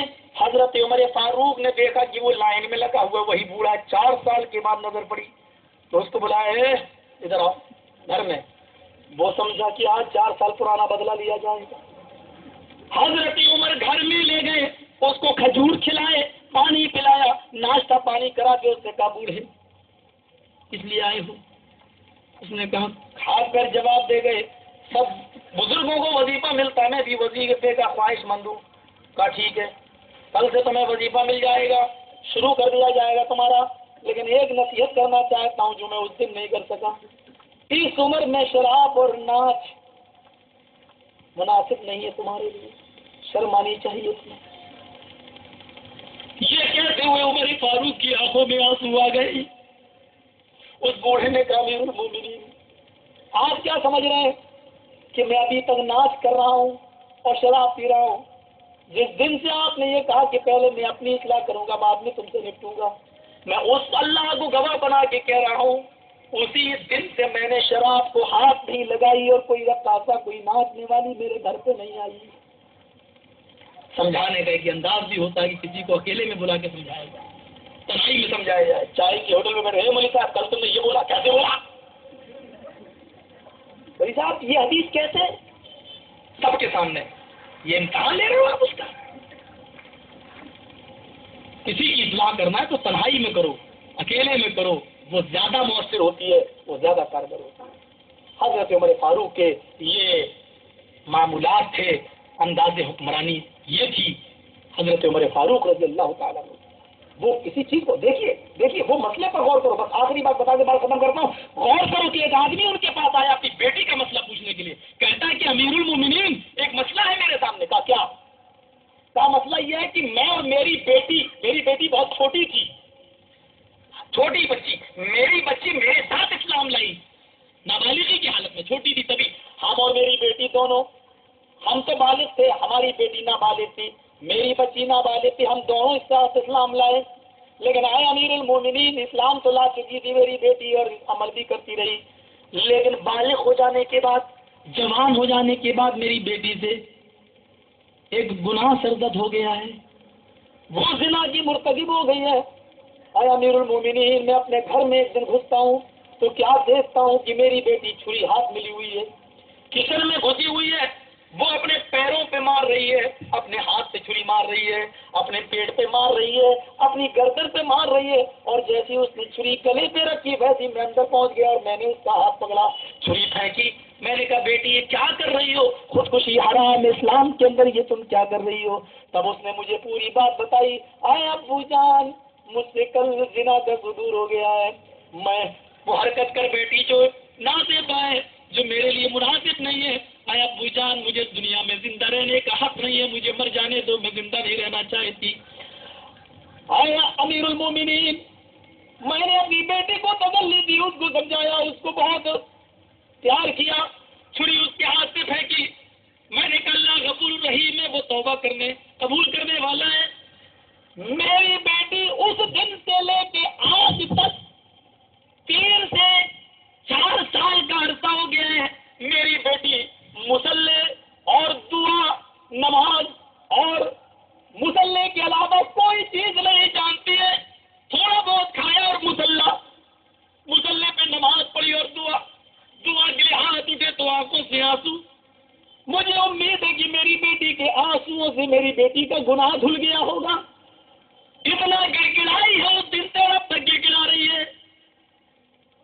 امیر المومنین کہتے ہیں مطلب کی بات بتاؤ، کہنا کیا چاہتے ہو؟ مسئلہ کیا ہے؟ کا مسئلہ ہی تو ہے، مسئلہ یہ ہے کہ میری بیٹی کے اب رشتے آ رہے ہیں میرے پاس، پیغام آ رہا ہے میرے پاس، دیندار لڑکوں کی شادیوں کے رشتے آ رہے ہیں۔ اے امیر المومنین، میں ان لڑکوں کے ساتھ جو دیندار لڑکا ہے اس سے اپنی بیٹی کا رشتہ کرنا چاہتا ہوں، لیکن میں اپنی بیٹی کے اس عیب کو اور اس گناہ کو جو وہ کر چکی ہے اس لڑکے کو بتاؤں یا نہ بتاؤں؟ اگر میں بتا دیتا ہوں تو کوئی دیندار لڑکا میری بیٹی کو نہیں ملے گا، اگر بتا دیتا ہوں تو انکار کر دے گا، نہیں مجھے یہ لڑکی نہیں چاہیے، اور اگر نہیں بتاتا ہوں تو ڈر ہے اس بات کا کہ کل قیامت کے دن اللہ میرا مواخذہ نہ کر لے، سوال نہ کر لے، تجھے معلوم تھا کہ تیری بیٹی سے زنا ہوا ہے، پھر تو نے اس لڑکے سے شادی کرتے وقت کیوں نہیں اس کو بتایا، چھپایا کیوں اس سے؟ دھوکہ تو نہیں ہو جائے گا؟ میں کیا کروں؟ حضرت عمر نے کہا کھڑے ہو جاؤ، جلاد سے کا کوڑا نکال اور 5 کوڑے مارے اس کو، باپ کو۔ تو اس نے کہا امیر المومنین آپ سے مسئلہ پوچھنے کوئی آئے گا؟ مسئلہ پوچھنے والے کو آپ کوڑا مارتے ہیں؟ کون مسئلہ پوچھے گا؟ ڈر کے مارے تو پھر کوئی نہیں آئے گا۔ حضرت عمر نے کہا اب یہ پوچھ کہ میں نے تجھے کیوں مارا؟ اب آپ پہلے مار لیا پھر پوچھو کیوں مارا؟ کہا میں نے تجھے اس لیے مارا کہ جب تیری بیٹی نے اللہ سے توبہ کر لی اور گڑ گڑا لی اور روئی، آنسو بہائے، اور تیری بیٹی کے عیب کو تیرے اور تیری بیٹی کے علاوہ کوئی نہیں جانتا، تو نے اپنی بیٹی کی غیبت مجھ سے کیوں کی؟ تو نے اپنی بیٹی کا یہ عیب مجھے کیوں بتایا؟ میں نے اس لیے مارا تجھے کہ تو نے مجھے بتایا۔ جب اس نے توبہ کر لی تو پھر بات کیا رہی؟ تو نے مجھے کیوں بتایا؟ اب رہا کہ اس لڑکی کو بتائیں یا نہیں بتائیں، تو سن، جب اللہ نے تیری بیٹی کے عیب کو چھپا لیا اور اللہ ہی نے تیری بیٹی کے عیب پر پردہ ڈال دیا تو تو کون ہوتا بتانے والا؟ جا اور چپکے سے اپنی بیٹی کی شادی اس نوجوان سے کر دے، اس دیندار لڑکے سے کر دے۔ جب اس نے اپنے گناہ کی توبہ کر لی تو قرآن کہتا ہے التائب من الذنب کمن لا ذنب لہ، جس نے اپنے گناہ سے توبہ کی تو وہ ایسا ہو گیا جیسے اس نے گناہ کیا ہی نہیں۔ چار چپکے سے اپنی بیٹی کا نکاح کر دے، کوئی ضرورت نہیں اپنی بیٹی کا عیب بتانے۔ اسلام تو یہاں تک عیب چھپانے کے لیے منع کر رہا ہے کہ یہاں تک عیب مت بتاؤ۔ ہمارے بھائی ہمارے عیب بتانے کے لیے کہاں کہاں تک پہنچ جاتے ہیں۔ اوڑ رے اوڑ تیری کون سی کل سیدھی، اللہ ان کو ہدایت دے، عقل سلیم عطا فرمائے، غیبت چغلیوں سے بچائے، شریعت کے معاملے میں جو بھی نیچا ہو اللہ ہمیں سنجیدگی کے ساتھ اور جھک کر کمپرومائز کرنے کی توفیق عطا فرما کہ ذرا نم ہو تو یہ مٹی بڑی زرخیز ہے ساتھی، نرمی میں جو چیز ہمیں نظر آئی وہ سختی میں نہیں۔ میں نے بہت سخت بول کے بھی دیکھا ہے، 5-6 سال پرانی ہماری تقریریں اٹھاؤ، جہاں جاتا تھا کرفیو لگ جاتا تھا، لیکن اس کے بعد جو نرمی ہم اپنے اندر لائے اور جو لہجے کو میں نے چینج کیا، میرے بھائیوں مجھے نرمی میں جو فائدہ نظر آیا وہ ہمیں سختی میں فائدہ نظر نہیں آیا تھا۔ ہم اپنے تجربے سے بھی آپ کو بھی باخبر کرنا چاہتے ہیں، آپ نرمی سے لوگوں کو بلاؤ، سختی جہاں ہوگی لوگ بھاگیں گے، لہجہ نرم اپناؤ، غلطیاں انسان سے ہوتی ہیں، کل بنی آدم خطاؤن وخیر الخطائین التوابون، سب سے بہتر خطا کار وہ ہیں جو اپنی خطا کی توبہ کر لیں اللہ سے اور گناہ کی توبہ کر لیں۔ بار الہ ہم تجھ سے پھر دعا کرتے ہیں کہ اللہ ہم سب کو اتفاق اور اتحاد کے ایک پلیٹ فارم پہ قائم کر دے، ہم سب کو آپس میں اتفاق اور اتحاد سے رہنے کی توفیق عطا فرما، بار الہ ہم سب کو آپس میں بھائی بھائی بنا دے۔ الہ العالمین جمعیت اور جماعت کے ہم حصے ہیں، اے اللہ ہم ان سے کٹے ہوئے نہیں ہیں، وہ ہمیں سمجھ رہے ہیں ہم کٹے ہوئے ہیں، اے اللہ وہ بھی دین کی دعوت، یہ بھی دین کی دعوت، اے اللہ کتاب و سنت کے ساتھ ہمیں دین کی دعوت دینے کی توفیق عطا فرما، کتاب و سنت پر ہم کو ایک ہونے کی توفیق عطا فرما، ملنے کی توفیق عطا فرما، آپس میں اے اللہ اتحاد پیدا فرما، غیبت اور چغلی سے ہمیں بچا لے، اے اللہ اپنی غلطی پر نادم ہونے کی توفیق ہمیں عطا فرما اور اصلاح کرنے کی بھی ہمیں اپنی اصلاح کرنے کی توفیق عطا فرما۔ شادیوں میں ہماری بچیاں جو بالغ ہو چکی ہیں اور جن کو ابھی تک رشتے نہیں ملے بار اللہ ان کو دیندار رشتے عطا فرما دے، اور جو ہمارے بچے جوان لڑکے بیٹھے ہوئے ہیں اللہ ان کو دیندار لڑکیاں عطا فرما دے، بار اللہ ہماری شادیوں میں آسانیاں پیدا فرما دے، اے اللہ شراب اور جوئے کی لت ہمیں ہمارے معاشرے سے نکال دے، اے اللہ ہم سب کو نیک بنا دے، شراب اور جوئے سے ہمارے معاشرے کو پاک و صاف کر دے، دیندار ماحول ہمارے اندر پیدا فرما، اور اے اللہ تیرے نبی کا فرمان ہے، تیرے نبی کا فرمان ہے جیسے اعمالکم امالکم، جیسے تمہارے عمل ہوں گے ویسے تمہارے اوپر حکمراں مسلط ہوں گے۔ آج ہمارے اوپر بے ایمان حکمراں مسلط ہیں، اس کا مطلب یہ ہے کہ ہمارے اعمال اچھے نہیں ہیں۔ اے اللہ پہلے ہمیں اپنے اعمال کی اصلاح کرنے کی توفیق عطا فرما، اور پھر ہمارے اوپر تو ہمارے حکمرانوں کو سچا کر دے. اے اللہ صحت مند بنا دے، مسلمانوں کا ہمدرد بنا دے، مسلمانوں کا غمخوار بنا دے. دہشت گردی اور ٹیررزم کا جو الزام ہمارے اوپر لگتا ہے، اے اللہ حقیقت کی روشنی میں اور حقیقت کی آنکھ سے میڈیا والوں کو اور حکمرانوں کو حقیقت کی آنکھ سے دیکھنے کی توفیق عطا فرما. جذبات کی گنگا میں بہنے کی ضرورت نہیں، حقیقت کی آنکھ سے دیکھنے کی توفیق عطا فرما. الہ العالمین ہمارے ملک میں امن پیدا فرما دے، شانتی پیدا فرما دے، ہم سب کو بھائی بھائی بنا دے، ہندو مسلم سکھ عیسائی ہمارے درمیان بھائی چارہ پیدا فرما دے. الہ العالمین ایک باغ میں ہر قسم کے پھل فروٹ ہوتے ہیں، لیکن کسی بھی پھل کو دوسرے پھل سے دشمنی نہیں ہوتی ہے. ایسی ہم اس باغ ہندوستان میں سب ہر مذہب اور ملت کا آدمی ہے، ہمیں ہر پھل کی طرح اس باغ میں رہنے کی توفیق عطا فرما. اور ہمارے ہندو بھائیوں کو بھی قرآن اور حدیث اور آخری نبی کی جو بشارتیں ان کی کتابوں میں آئی ہیں ان سب کو سمجھنے کی پریرنا دے، توفیق دے اور ان کو سدبدھی پردان فرما، عقل سلیم عطا فرما. جو بیمار ہیں ان کو شفا عطا فرما، جو رحمت تیری رحمت کو جا چکے ہیں ہمارے اللہ ان کی قبروں کو نور سے بھر دے، راحت بے نگاہ کشادہ فرما دے ان کی قبروں کو، اور اللہ ان کی روحوں کو اعلیٰ علین کے اندر جگہ عطا فرما. ہم جب تک زندہ رہیں اسلام پہ زندہ رکھنا، اور ہمارا جب خاتمہ ہو تو ایمان پر فرمانا. لا الہ الا انت سبحانک انی کنت من الظالمین. ربنا آتنا فی الدنیا حسنۃ وفی الآخرۃ حسنۃ وقنا عذاب النار. ربنا ظلمنا انفسنا وان لم تغفر لنا وترحمنا لنكونن من الخاسرین. ربنا تقبل منا انك انت السميع العليم وتب علينا انك انت التواب الرحيم. وصلى الله تعالى على خير خلق محمد وعلى اله وصحبه اجمعين برحمتك يا ارحم الراحمين. السلام علیکم ورحمۃ اللہ وبرکاتہ.